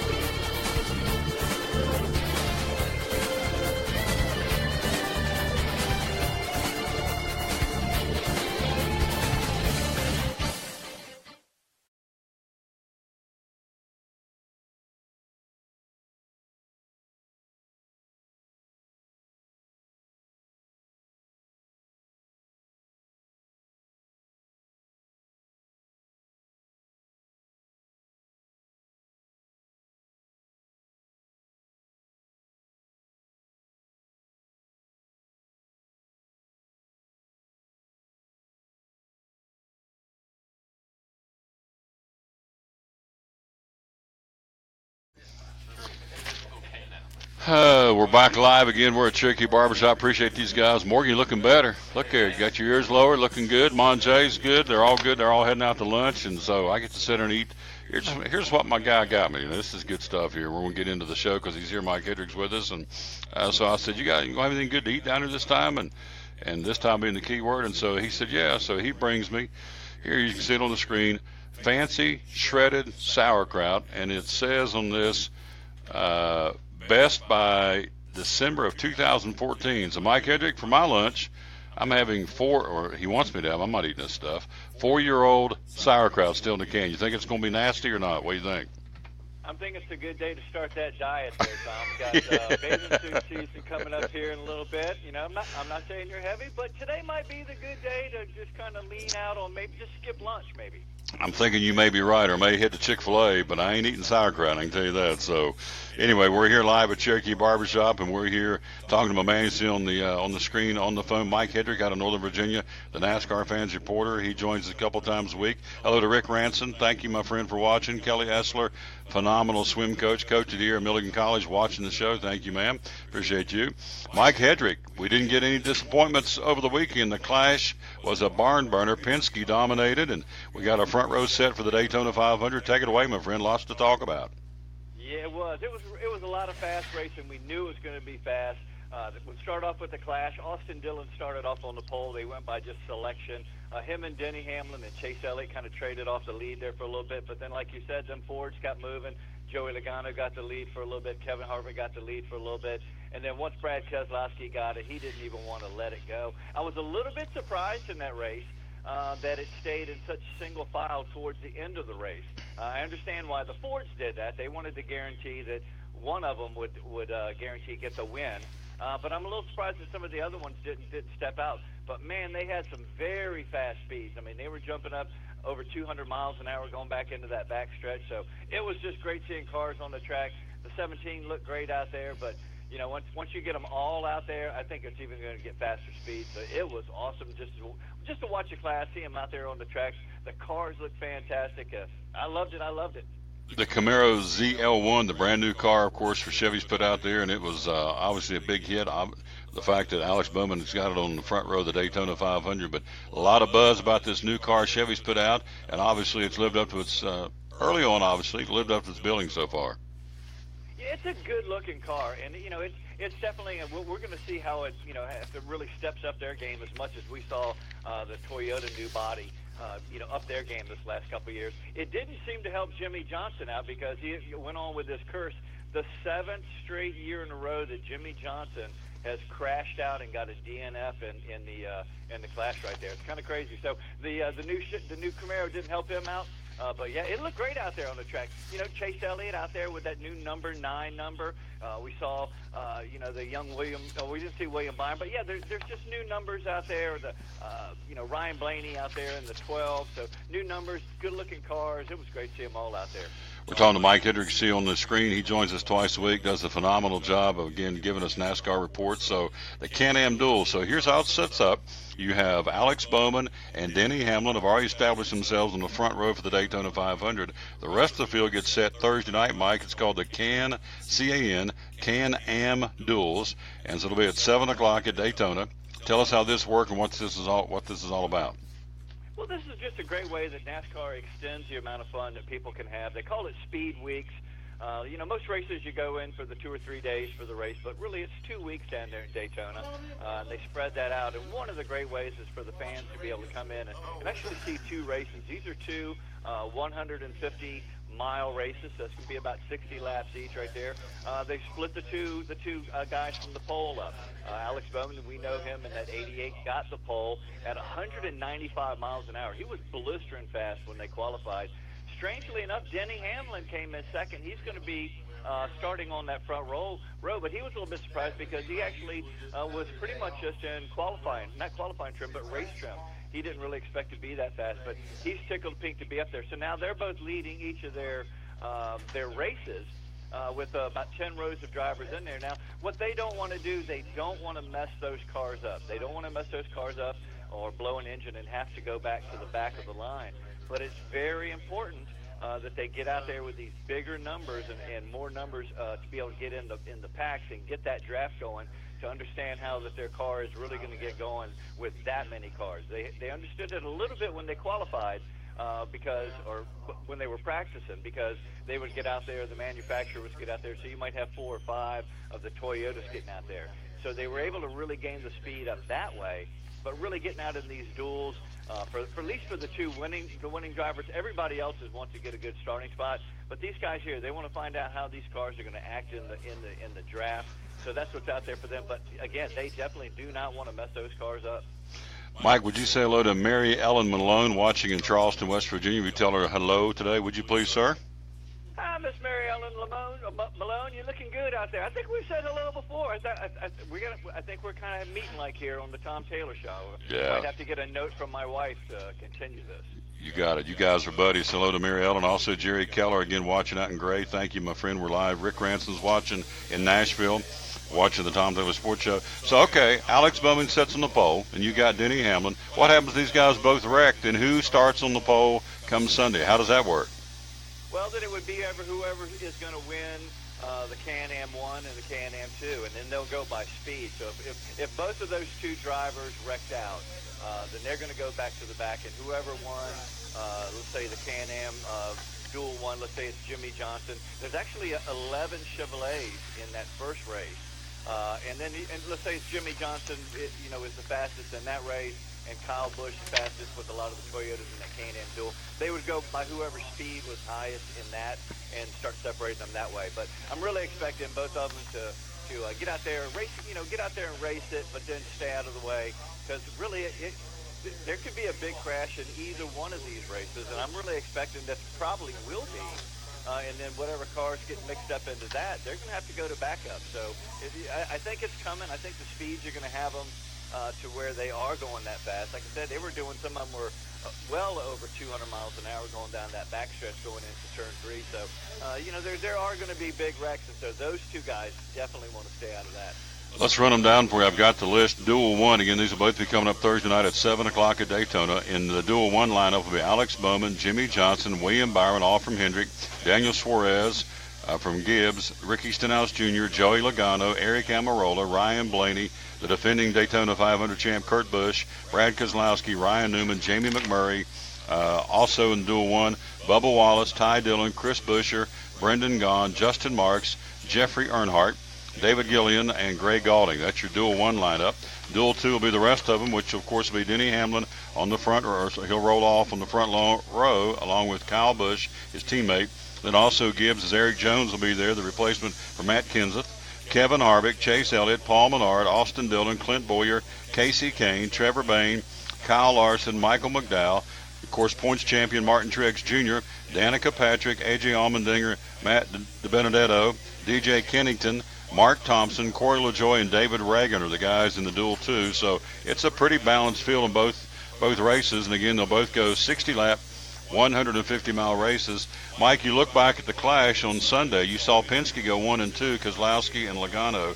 Is that a psychological boost for this team, particularly for Logano, who missed the playoffs last year, or is it just another race and it's a lot of hype for us sports guys to be talking about, or is it a good thing that you do that well in the clash, as did the Penske cars on Sunday? Well, I think it is because, and really for Ford in general, I mean, like you just said, Brad, Keselowski and Logano were 1-2, but teammate Ryan Blaney came in fourth with Kurt Busch right in between. Now, he's also a Ford driver, so I think that gives Ford a little bit of a good feel. Your Penske's, they got to have a little bit of momentum going into this whole thing, and it's a little strange because we've been reporting that Brad Keselowski is complaining about that the Fords were lacking behind the Toyotas and the Chevys, and they wanted the inspections, being more inspections. But strangely enough, even with the new Chevy bodies out there, these Fords, who are talking about getting a new body within the next year or so, they're very strong. So I think that gives them some momentum. But again, you're really in the clash. You only had 17 drivers out there. So we start getting the bigger numbers out there. I think you're going to see some drivers that maybe you aren't expecting. I mean, when you look into these things here, everybody's thinking you're Denny Hamlin and you're Kurt Busch. It's because they're the last two Daytona 500 winners. But there's some other guys, if you just look back out at Daytona in the last couple of years, that might be flying under the radar a little bit. One of them is actually Michael McDowell. Hopefully we get him on the show here a little bit. He actually has a very good average finish of 11. Him and Eric Almirola, so those guys right there. And it's strangely enough, even Darrell Wallace Jr. It has a very good finish at 15th, average finish of 15th there at Daytona. So those guys might just come out of nowhere and be really good. So I think if you're doing fantasy or if you want to watch those big names for sure. But this is Daytona, and somebody with a fast car in the right position, I think this is still wide open to get you a good spot for the Daytona 500. Daytona 500 on Sunday, of course, we'll be giving you tickets to win right here on this show for the Food City 500 and the Xfinity Series racing. We're 61 days away from the Food City 500. Old Grandpa's come back to town, they call him, Jimmy Johnson, one of the elder statesmen of NASCAR, back to the Finished Crown from last year. And so we'll be giving you a chance to win tickets to go to the Food City 500 and to the full day. They've added another 25 laps, so it's 450 laps of racing coming up on the Saturday, April the 14th. The Fitzgerald Glider Kits 300 in the Xfinity Series, now the Zombie Auto 150 in the K&N Series. They raced on Sunday night, I should say, down at Daytona, and Todd Gillian edged out Jeff Burton's son, Harrison Burton, who won here back in the spring in the K&N Series. So this young man has got some momentum coming to town. They don't race again until they come to Bristol on April the 14th. So the K&N Series came out with a bang start down at New Smyrna on Sunday nights. That's a good way to start that series as well. Their next stop again will be at Bristol Motor Speedway. Mike Hedrick coming up just a few minutes. Doug Fritz joins us by phone talking about the high school basketball tournaments that are in full gear this week. Again, single A's at Daniel Boone, the double A tournaments at Elizabethton, and the triple A tournaments at Crockett, and we'll talk all about that coming up in a few minutes. Mike again back with more NASCAR new rules reviews, the pit crews, and slow pit stops. What's this all about? Yeah, we saw this in the Clash the other day, and there's about 10 big rules that have come across, but we're just going to go over one or two real quick. When we watched the Clash the other day, one of the things that we noticed was that the pit times were a lot slower. In fact, the very fastest pit stop in the Clash was 16.9 seconds, which is really long, because normally when we're used to 11 and 12-second pit stops. Now, the reason for this is NASCAR is only allowing fewer guys over the wall, and also they're mandating a slower gun. So really the reason is NASCAR has cut the number of over-the-wall crew members from 6 down to 5. So now what happens is only 4 of the members can actually jack the car or carry tires or install tires. The gas man now, only thing he can do is just fuel the car, and he can move one tire with his leg or something like that. So that's slowing them down right there. And the other thing that's slowing them down is NASCAR has mandated that all of the teams use a issued gun that comes from NASCAR, where the teams used to have their own gun, say from Joe Gibbs Racing. So now all teams will be issued a Paoli air gun to change the tire. Now this eliminates some of the teams developing their own guns. some teams like Joe Gibbs Racing spent upwards of $1 million to have their air guns be that much faster. So so a lot of the crew guys out there actually had guns that were much slower, being that they're standard guns, than what they were used to. So that slowed down the pit times. I think everybody being even, I don't think that gives anybody a one advantage, but somebody's going to learn how to get those pit times a little bit quicker, going to make some moves. But, yeah, that was something I definitely noticed. NASCAR is doing it for safety, having one less crewman going over the wall. We'll see how that works out. But, yeah, that's one thing that I noticed, about a 6-second longer pit stop time. We're talking to Mike Hedrick again, the NASCAR Fans Reporter. He'll be back with us on Friday. We'll be at Food City in Boones Creek and getting ready for ever so closer to the racing. By then, we'll know the full lineup ready to go for the Daytona 500. Mike, obviously, for all the hype and everything about Danica Patrick in the offseason, on the track, I thought a big disappointment at the Clash. Again, the hype's there. GoDaddy.com's there.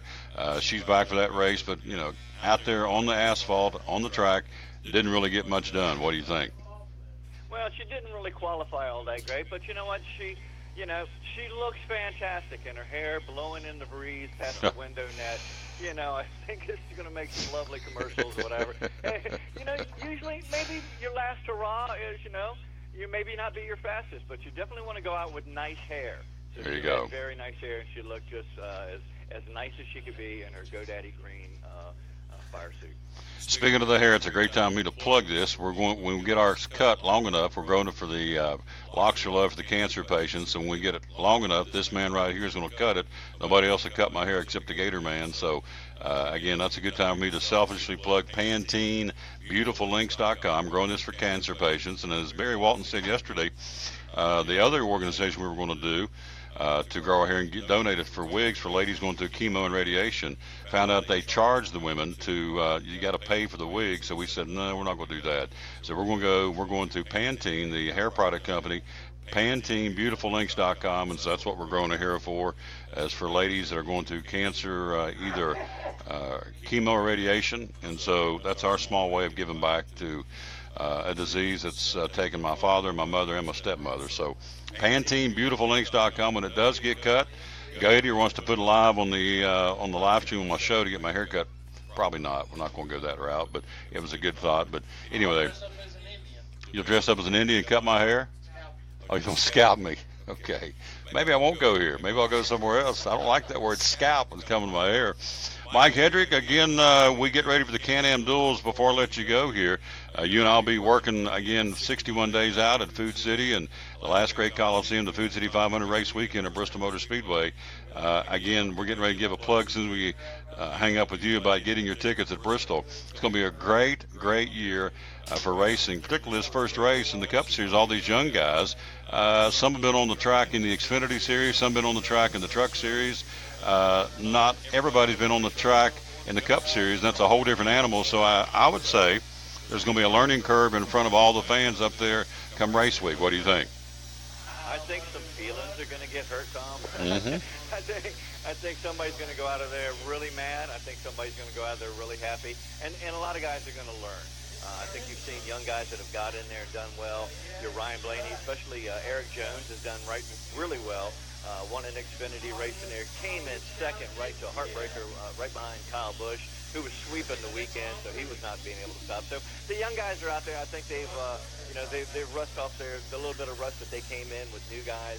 I think that they were polite as long as they think that they can be polite, and I think you're going to see a different kind of Bristol out of these young drivers right now. I think that you might see them be a little bit more aggressive, and then also don't think that the older veterans are going to let that slide. I think you see a little bit of aggressiveness out of a young guy, and I think he's going to get moved out of the way in a hurry. He's going to get taken to school at Bristol. I like it. Mike Hedrick, awesome report. We'll do it again on Friday. We'll be at Food City in Boones Creek. Give me some screen taters, and I'll talk to you then, all right? All right, screen taters, and God bless everybody real good. Woo-hoo-hoo. Fantastic job. This guy is good. I'm so lucky to have him on my show. Mike Hedrick, the NASCAR Fans Reporter, live with us from Woodbridge, Virginia, with us by phone. Again, here on the Tom Taylor Sports Show. And hello again to Mary Ellen. She's watching up in West Virginia, and we want to say thanks to that very much. And, of course, Jerry Keller here locally, and James Horn locally. So we got a mixture of out-of-town folks and local folks watching the show. Let's take a look at basketball real quick before we go to the break, and we'll come back and talk to Doug Fritz. He'll be ready to go front and center, talking high school basketball with the tournament time here in Northeast Tennessee. Top 25 last night, college basketball. The defending national champion North Carolina, the Tar Heels, run their record to 20-7. In Chapel Hill, a 17-point win over Notre Dame. Final score is 83-66. Also last night, the West Virginia Mountaineers get back in the win column. They're now 19-7 in Morgantown. 20th ranked West Virginia defeats Texas Christian. Final there was 82-66, beat them by 16. Tonight, you've got games involving top 25 teams. And let's see, I want to make sure when I give you these top 25 that they've been updated. Let me think here. I want to do this real quick. Is Texas Tech still 7th? Yep. Is Oklahoma still 23rd? Yep. Okay, these are updated. Good, thank you. So tonight, top 25 college basketball in the Big 12. 7th ranked Texas Tech, the Red Raiders at 21-4, hosting Oklahoma. 23rd ranked Sooners at 16-8. Also tonight, 13th ranked Kansas goes to Iowa State. 21st ranked Texas A&M, the Aggies at 17-8, playing pretty good basketball. They'll be at Missouri 17-8 tonight. Quanzo Martin may have something for him in Missouri this evening in an SEC matchup. Rhode Island, 16th ranked Rhode Island at 20-3, playing host to the Richmond Spiders tonight, having a 9-15 season. So on paper, Rhode Island's your winner there.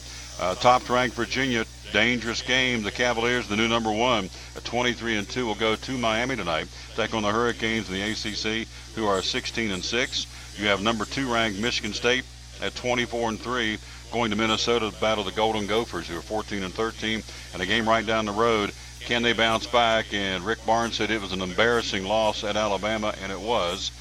Alabama puts one on Tennessee on Saturday. Tennessee at 18-6, 18th ranked in the country, play host to the South Carolina Gamecocks, 13-12. We've got a story where Frank Martin, the South Carolina coach, $25,000 lighter in the billfold for complaining about the officiating on Saturday against the Florida Gators. So Frank's he may not be able to go to Chick-fil-A coming up this weekend in Knoxville because he didn't have enough money. He'll be all right. $25,000 from these college coaches like taking a $5 bill from me, so he'll be all right. But he did get fined $25,000 for complaining about the officiating. Yes, you can. The loss to the Gators over the weekend. NBA last night. Let's take a look at it. Who did what? Philadelphia 16-point win over the Knicks. New Orleans goes to Detroit and beats the Pistons by 15. Clippers a 13-point winner at Brooklyn last night. The Bulls at home a 4-point winner over the Orlando Magic. Utah beat my Spurs last night 101-99. And the Golden State Warriors show why they're the best in the business. They go to 44-13 on the season, beating Phoenix last night at Golden State. Tonight, got 4 good ones on tap. Miami at 30-26. The Heat will be at Toronto against the Raptors, who are 39-16. Houston tonight, a 42-game winner. The Rockets will be in Minnesota against the Timberwolves, who have 35 wins under their belt. Also tonight, the Cavaliers, the resurging Cavaliers, and LeBron James and the new cast of characters at 33-22 will be at Oklahoma City, 32-25. And so, again, we would see that would be a pretty good ball game on paper tonight. San Antonio, the Spurs come right back and play in Denver tonight. The Nuggets with 30 wins under the belt, and the San Antonio Spurs at 35-22. 2 other games, the Hawks at Milwaukee and Sacramento at Dallas in the NBA. We told you about Frank Martin getting whistled up and fined up $25,000 for complaining about the officiating in the game on the loss to the Florida Gators. Let's run down the new top 25. As we told you, a new top 25. New number 1, the Virginia Cavaliers are the new number 1 team. Then comes Michigan State. Villanova falls to 3rd. Xavier up to number 4 this week. Cincinnati up to number 5. So 2 teams in Metro Cincinnati, 4 and 5 in the country. Hello to Rob Pratt, who watches every day. Rob works for WLW in Cincinnati, AM 700, the big one. We're on that show every Saturday night on that radio station, talking NASCAR on the Trucking Network with our buddy Dave Martin. So in Cincinnati, Xavier 4th, Cincinnati 5th this week, both in Metro Cincinnati, as we said. Purdue at number 6, Texas Tech, the Red Raiders at number 7, Ohio State at number 8, Gonzaga number 9, and Auburn rounds out the top 10.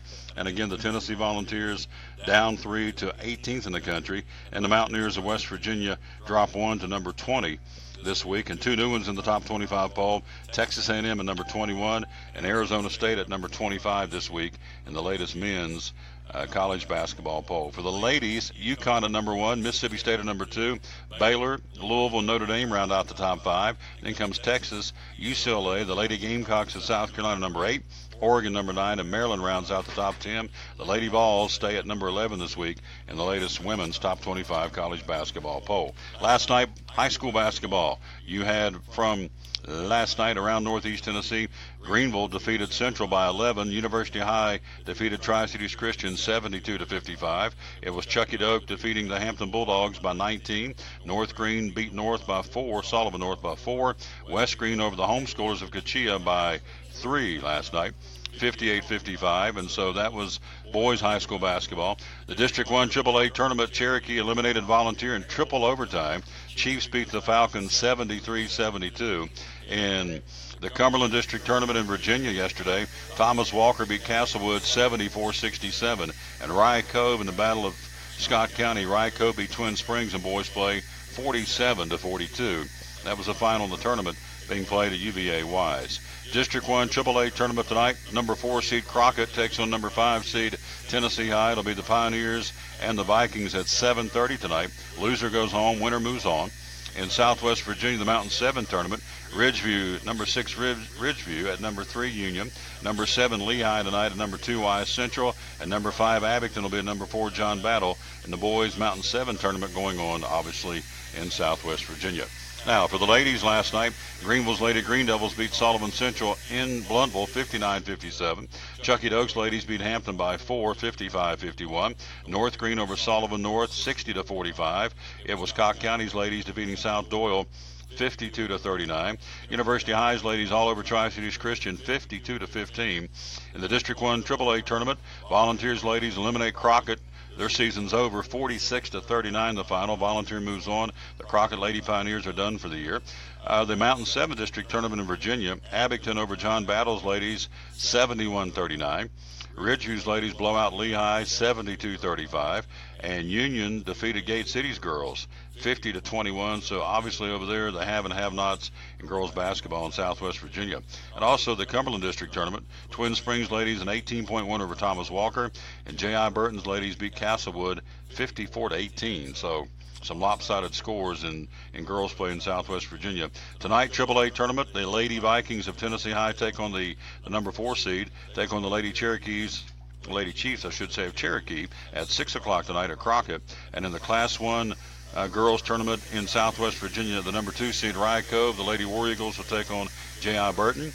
And the Twin Springs Lady Fighting Titans on an 8:30 tip-off against the number 1 seed Eastside, and the girls tournament being played at UVA and Wise. Rankings are out this week for the boys. Not a single boys team in Northeast Tennessee in the polls again this week in any of the classifications. 3A, Memphis East, the number 1 team in the state. And 2A, you have East Nashville, the number 1 team. And in single A, Douglas is the number 1 team. In girls basketball, a little different. Thank goodness, got some girls teams represented. In AAA, Murfreesboro Riverdale number 1. Morristown West, the Lady Trojans stay at number 4 this week.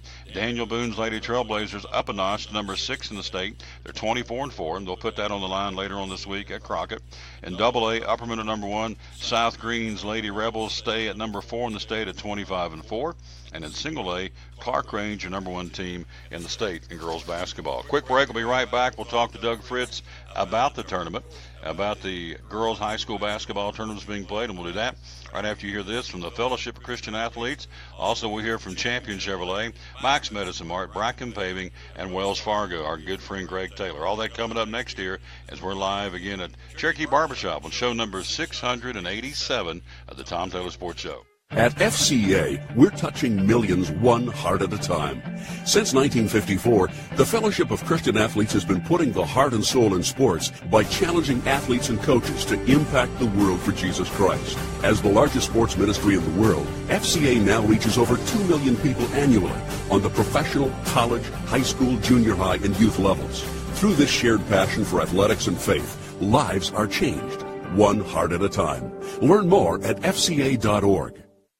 Champion Chevrolet on the Motor Mile in Johnson City is starting off 2018 with monster savings on over 350 new Chevrolets to choose from. Take advantage of these awesome savings for a limited time only. Silverado Crew and Double Cabs, $10,000 off MSRP. 17 Spark, $11,995. 18 Equinox, $19,995. 17 Traverse, $28,995. 17 Corvette, 20% off MSRP. Shop us online 24/7 and don't forget our Saturday parts and service hours. Champion Chevrolet on the Motor Mile in Johnson City, where we leave you asking, how do they do that?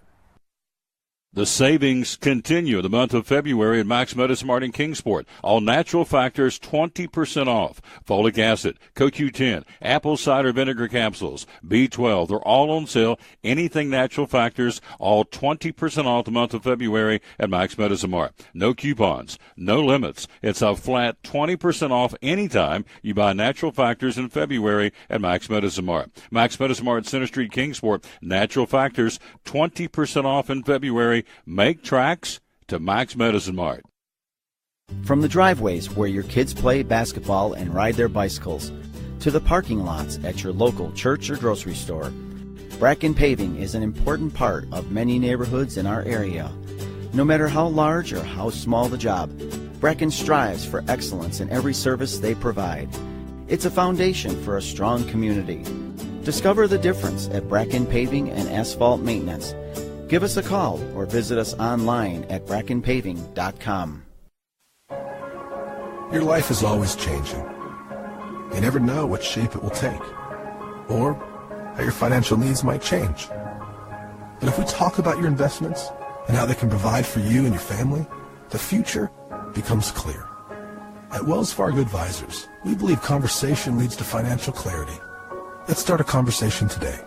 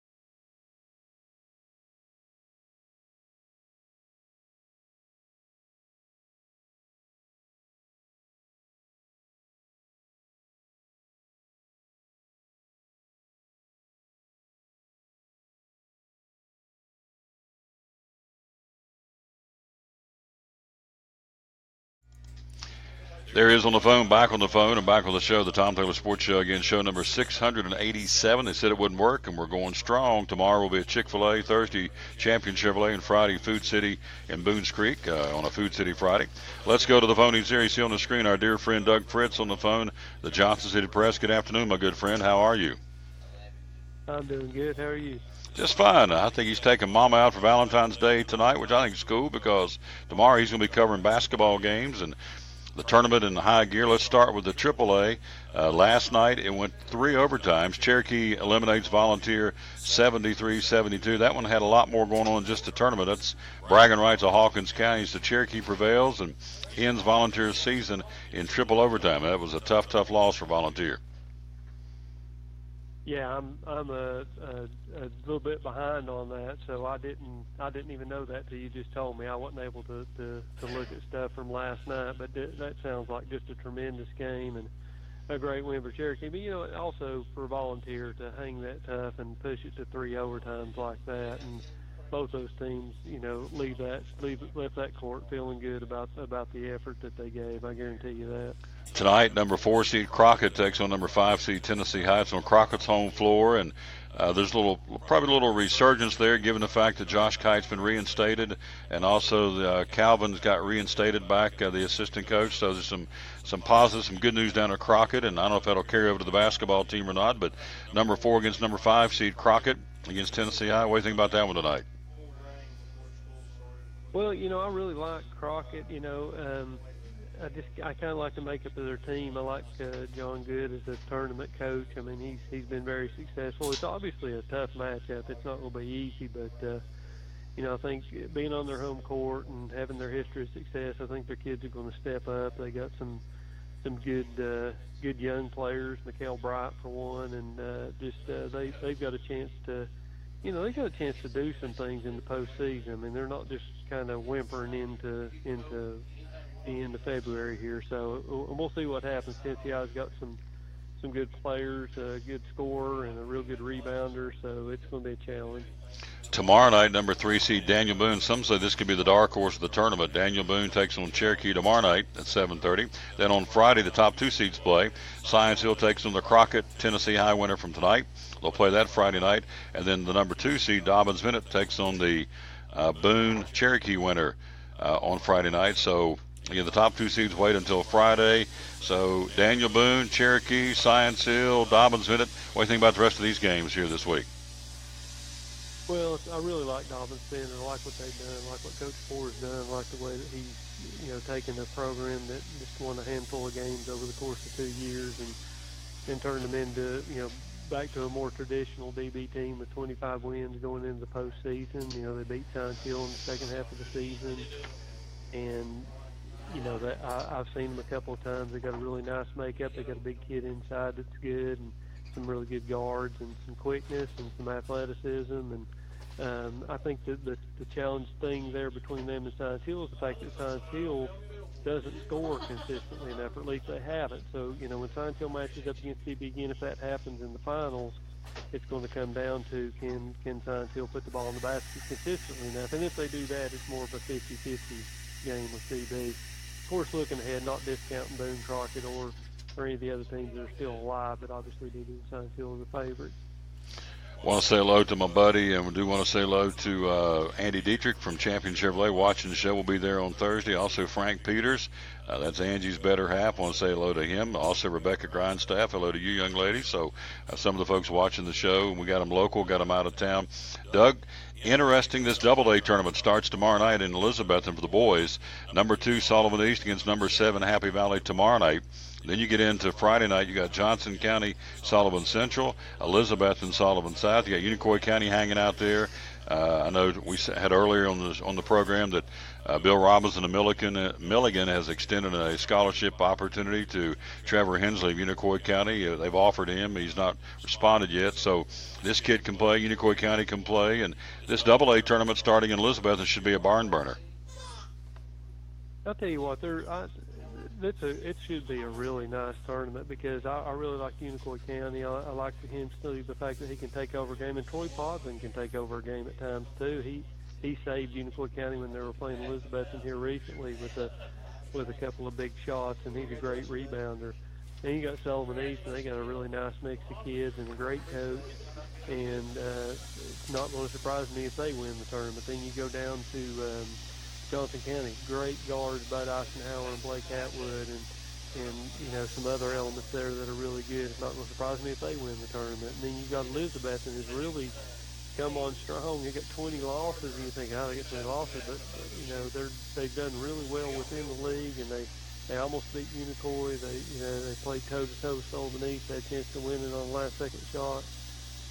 Good young freshman Parker Hughes is doing great and really coming along, and Adam Cornett's picked it up. And really, the change in Elizabeth has been Evan Perkins becoming more of a consistent scorer. So you got all 4 of those teams who are threats, and I think it's going to be a great tournament. And even Sullivan South had some nice moments. They beat Sullivan East, so it's going to be that should be a very highly competitive tournament. We're talking to Doug Fritz of the Johnson City Press. Obviously on the screen here, we're live at Cherokee Barbershop in South Johnson City. Tomorrow we'll be on the road. Tomorrow we'll be at Chick-fil-A, The Crossings in North Johnson City. Doug, the Single-A tournament starts Friday at Daniel Boone. Number 3 seed University High, number 6 seed Unaka, number 4 seed Cloudland against the number 5 seed Sullivan North. I've not seen any of these teams this year, so what's your take on this Single-A tournament that starts Friday night at Daniel Boone High School?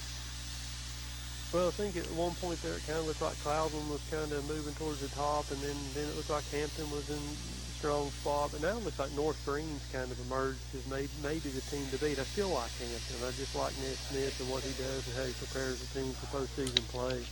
they always seem to be playing their best basketball in the postseason. They've got a dynamic scorer in Drew Owens who led right up among the leaders in Northeast Tennessee in three-pointers made this year.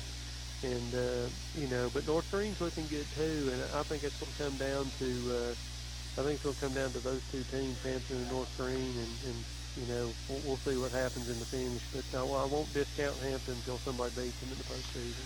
Hello, Jerry McNeil and Elizabeth in Tennessee watching the show. Before we switch to the girls, Doug, is it unusual to go through, I think for most of the season, not a single boys team in Northeast Tennessee has been in any of the statewide basketball polls, AAA, AA, or single A? I can't remember when that's happened. Obviously, is that a sign they've missed it in Nashville or across the state, or we just aren't that strong this year in Upper East Tennessee in boys basketball? Well, if they missed it in Nashville, they also missed it in Johnson City because I didn't rank anybody from this area. Except towards the tail end there, I started sneaking Thomas Bennett into the top 10 in AAA because some of the teams started losing towards the bottom end of that. But it's just one of those years. The basketball is down in this area, and that's cyclical. I think it'll turn around soon, but it's just one of those years where the team dynamic across the region up here is just not that strong now. These teams and players have a chance to prove me wrong on that, and we'll see what happens in the postseason. But very few 20-game winners this year, and just not a, it just seems like it just wasn't great basketball. I think it was reflected in some of the attendances at some of the games this year. Attendance was down, so. That's just the way it is sometimes, and, that's happened before, and it'll turn around. In AAA basketball in the state of Tennessee, Morristown West at number 4 this week, and Daniel Boone goes up a notch. Daniel Boone's Lady Trailblazers at number 6 this week. Morristown West at number 4. In AA, Lady Rebels of South Green are number 4 in the state. Taylor Lamb has been named as Miss Basketball finalist in AA basketball for the state of Tennessee. So the girls are represented very much more and very nicely, if you will, in the statewide girls basketball poll. So having said that, let's jump in and take a look at last night. Volunteers Lady Falcons eliminate Crockett 46-39 of the AAA tournament. Tonight, number 4 Tennessee High's Lady Vikings against number 5 seed the Lady Chiefs of Cherokee. That one's going to be, of course, the AAA tournament Crockett. How do you see that game tonight? Well, it's like Tennessee High, they've got the tradition, and Cherokee's got some good ball players too, and Harper Russell and some other kids too, so I won't discount their chances completely, but I think Tennessee High is obviously the favorite, and it'll take a pretty good effort for Cherokee to beat them. Then you look also tomorrow night, you have Dobbins Vintage Lady Indians of Bill Francis, the number 3 seed, taking on Volunteer. That's tomorrow night at Crockett. And then also the AA tournament starts tomorrow night as well, and we'll get into that in just a second. The rest of the AAA's, Daniel Boone and against the Tennessee High Cherokee winner on Friday night. Science Hills Lady Hilltoppers, the number 2 seed, taking on the Dobbins Vintage Volunteer winner at 7 o'clock on Friday night. So that one's going to get real interesting in a hurry. The AAA girls tournament at Crockett. What do you think about the rest of the tournament there? Well, one of the wild cards in this tournament, if I can call her that, is Lasia Smith of Science Hill. When that last time I saw her play, she was just absolutely dominant.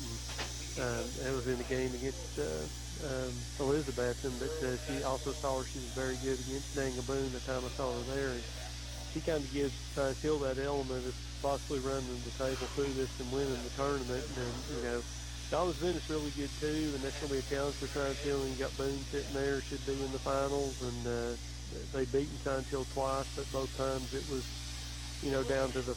basically down to a last-second shot the second time, and down to the final minute the previous time. So that's a good tournament. 3 good basketball teams, especially in Science Hill, Boone, Science Hill, Boone, and Dobbins Bennett. The AA tournament starts again tomorrow for the ladies in Elizabethton, Sullivan South, Happy Valley there. Then on Thursday, Unicoi County's Lady Blue Devils against Johnson County, Sullivan East against the Elizabethton Lady Cyclones on Thursday night. And, of course, the front runner will wait until play on Saturday. So that would be the Lady Cougars of Sullivan Central. So that one cranks up. That could be interesting, too. There's a couple of teams that can slip up and make some noise in the girls' AA tournament in Elizabethton. What do you think about that one? Yeah, I think Sullivan Central, I like what they have. I like the makeup of the team, and they play hard, and they play a tough schedule. I picked Unicoi to win it, but it's not going to surprise me to see Central win the thing. Obviously, they're the favorite. And I think Sullivan South's got a chance to win it. So I think 3 really solid teams there, and then after that, it's kind of more of a long shot situation. Sullivan East has a good tradition, though, so that should help them. But this district tournament, all these teams need to fight hard and do the best they can and get their accolades now, because once they get to the region, you're looking at South Green and Granger, and it's going to be tough to advance very far in the region for the AA group. Great article today in the Johnson City Press that Doug wrote about the likelihood of what teams can get on down to Murfreesboro, the state tournament, and kind of hit that one for me before we wrap up with the single A girls. So let's do that real quick first, and then we'll get your take on who you think may get down to the big show. And so you look at Unaka, University High, Cloudland, and Sullivan North ladies all start on Friday night in the single A tournament at Daniel Boone. Who do you like coming out of the single A tournament to move on to the regional? Well, I think that your 4 teams there are Hampton, North Green, Cloudland, and Unaka, and I think that'll be the way that those 4 will move on. And then I like Unaka kind of has a behind-the-scenes team, maybe a little bit didn't do as well in the league as maybe they had hoped, but they've got a good bunch, and I think Cloudland's kind of a dark horse, but North Green would probably qualify as a co-favorite there with Hampton, and that's a pretty tight league. I think 1 through 4 there, that's pretty close, and it's hard to figure out who's going to come out of that to win the district. So in your article today, you talked about who you felt like could get down to the big show in Murfreesboro and play in the state tournament. Kind of recap for folks who haven't read it. It's a great read. What was your article about? Who do you think has a good chance of getting down there? Well, like Daniel Boone's girls probably as much as anybody.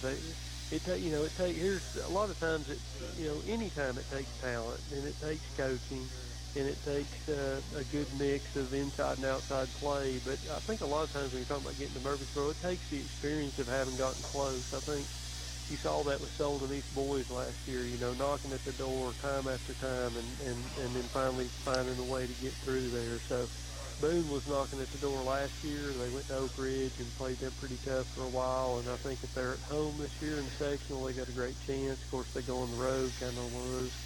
All bets are off, and kind of the same thing for Science Hills girls. If they can climb over Daniel Boone there, and then they kind of take over that role there. So there's probably the top couple of teams that have the best shot when you look at the whole picture and figuring out who's got the best chance of getting down to Murfreesboro. Doug Fritz, great report, my friend. I know you're busy. I certainly thank you for your time. Happy Valentine's Day to you and your lovely bride, and we'll catch back up with you probably next week and get another recap. In closing here, the regional tournament AAA this year, districts at Crockett. Where's the regional going to be played? Do you know? Let me see if I can get this right. I know the AA region's at Cherokee Doak. Right. I want to say the single A region is at Cott County. And the AAA region, I think, is Jefferson County. Does that sound right to you? I think so. It all goes down there this year. It's all down in District 2, so yeah. It's down that way somewhere, and I think it's Jefferson County. So, and I know the AA is definitely at Cherokee Doak High School, not the middle school. They used to play at the middle school, but this will be at the high school. There you go. Hey, great report, my friend. Thanks a whole bunch. Happy Valentine's Day to you and Mrs. Fritz. I'll talk to you soon. All right. Thank you, John. Yep, great job. Our buddy Doug Fritz of the Johnson City Press. Appreciate him stepping in and talking to us today as we're here live. About to wrap this thing up. We got a little guy here. What's his name? Nehemiah. Is he going to get his ears lowered? Yeah. Does he know that? Yeah. Okay. Is he excited about it? Yeah. Oh, he gets a shave too? How old is the little feller? Nehemiah's going to get Gator's going to shave Nehemiah. Do you really? You lather him up. You need to get a picture of that and put it up on the wall. A 2-year-old getting a shave. Little Nehemiah getting ready to get his ears lowered. We're live here at Cherokee Barbershop. Man, this thing is rapidly winding down. Only got about 2 minutes left in the show. We appreciate that. The opportunity to come by here very, very much. So let me tell you before we go where you can get your tickets. We are 61 days away from the Food City 500. Get them right here. Again, as you see on the screen, at any and all Food Cities in the front office. The racing ticket for the Food City 500, Jimmy Johnson back in town.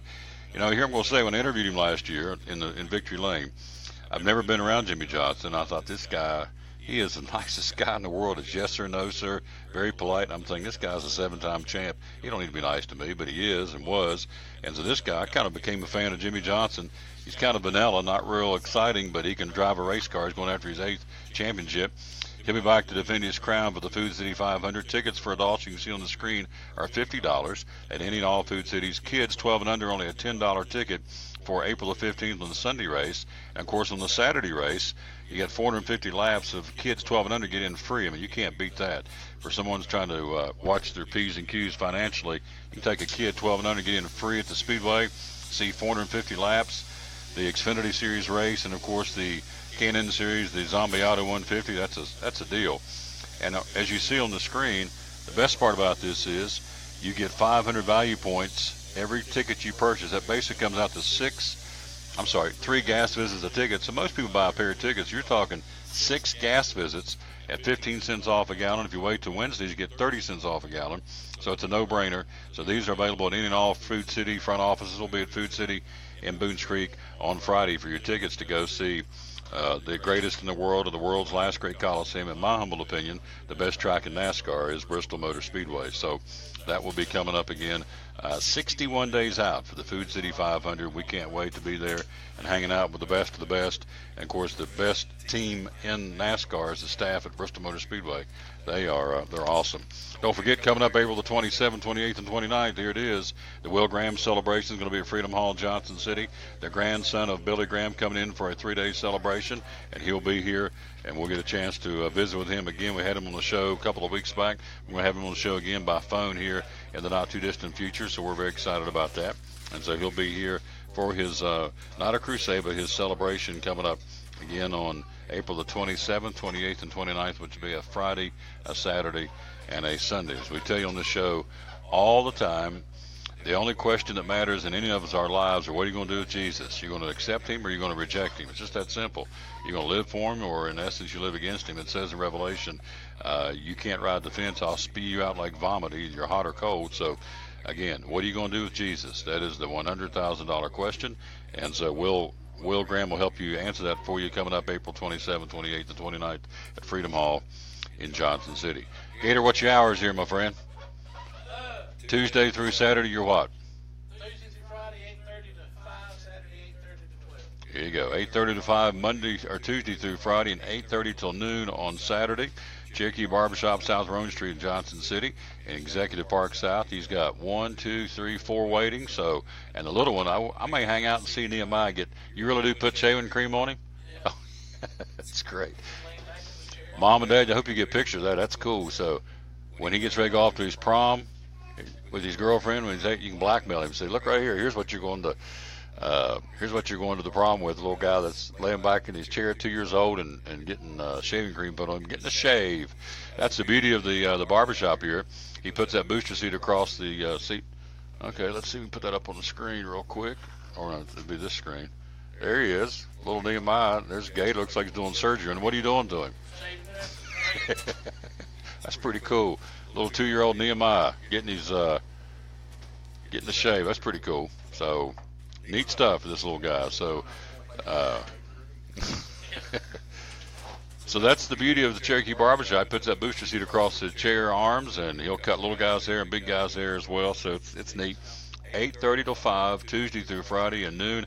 8:30 till noon, I should say, on Saturday.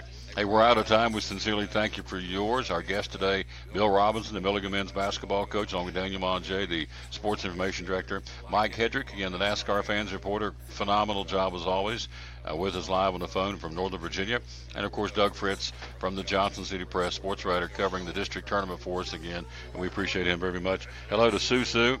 Accept him as a savior. You got it, Susu. That's exactly right. And, you know, I'll preach to you all day long. We all have to make that decision. And by making no decision, you've made a decision. What are you going to do with Jesus? You're either going to accept him or reject him. It's real simple. It's not just $100,000. It's probably the $10 million question. Because if you say no to him, then you'll spend eternity without him. And there is no, we were talking about this at church the other day. It's hard for me, a guy who lives by time. Commercials are 30 seconds long, and the show's 2 hours long. And everything's by time. And so when you look at eternity, and there is no time stoppage, there's not like you'll go out there in 10 years and stop and start over. Eternity is eternity. And so there is no stoppage wherever you are, and you'll be somewhere forever and ever and ever. Oh, can't stop it and start over. Ever and ever and ever and ever. I mean, it's even kind of blowing my mind even to sit here and tell you about it, trying to comprehend eternity, and that's what we're going to deal with. So you will have to make that decision, and by making a decision, you're making a decision. But Will Graham will be in town again April the 27th, 28th, and 29th to help you make that decision at Freedom Hall in Johnson City. We'll rejoin you tomorrow. We'll be at Chick-fil-A The Crossings in North Johnson City. Full slate of guests coming by. Oh, gosh, we're loaded for bear tomorrow, I can tell you that. We got a pile of them coming in at Chick-fil-A The Crossings in North Johnson City, which we like. Thursday will be at Champion Chevrolet, and Friday will be at Food City in Boones Creek. So until we greet you tomorrow, again at 11 o'clock from Chick-fil-A The Crossings in North Johnson City, we'll tell you as always, thanks to the Gator Man at Cherokee Barbershop, we'll tell you as always, win or lose, be a good sport. Till tomorrow, we'll say on show number 687, so long, everybody.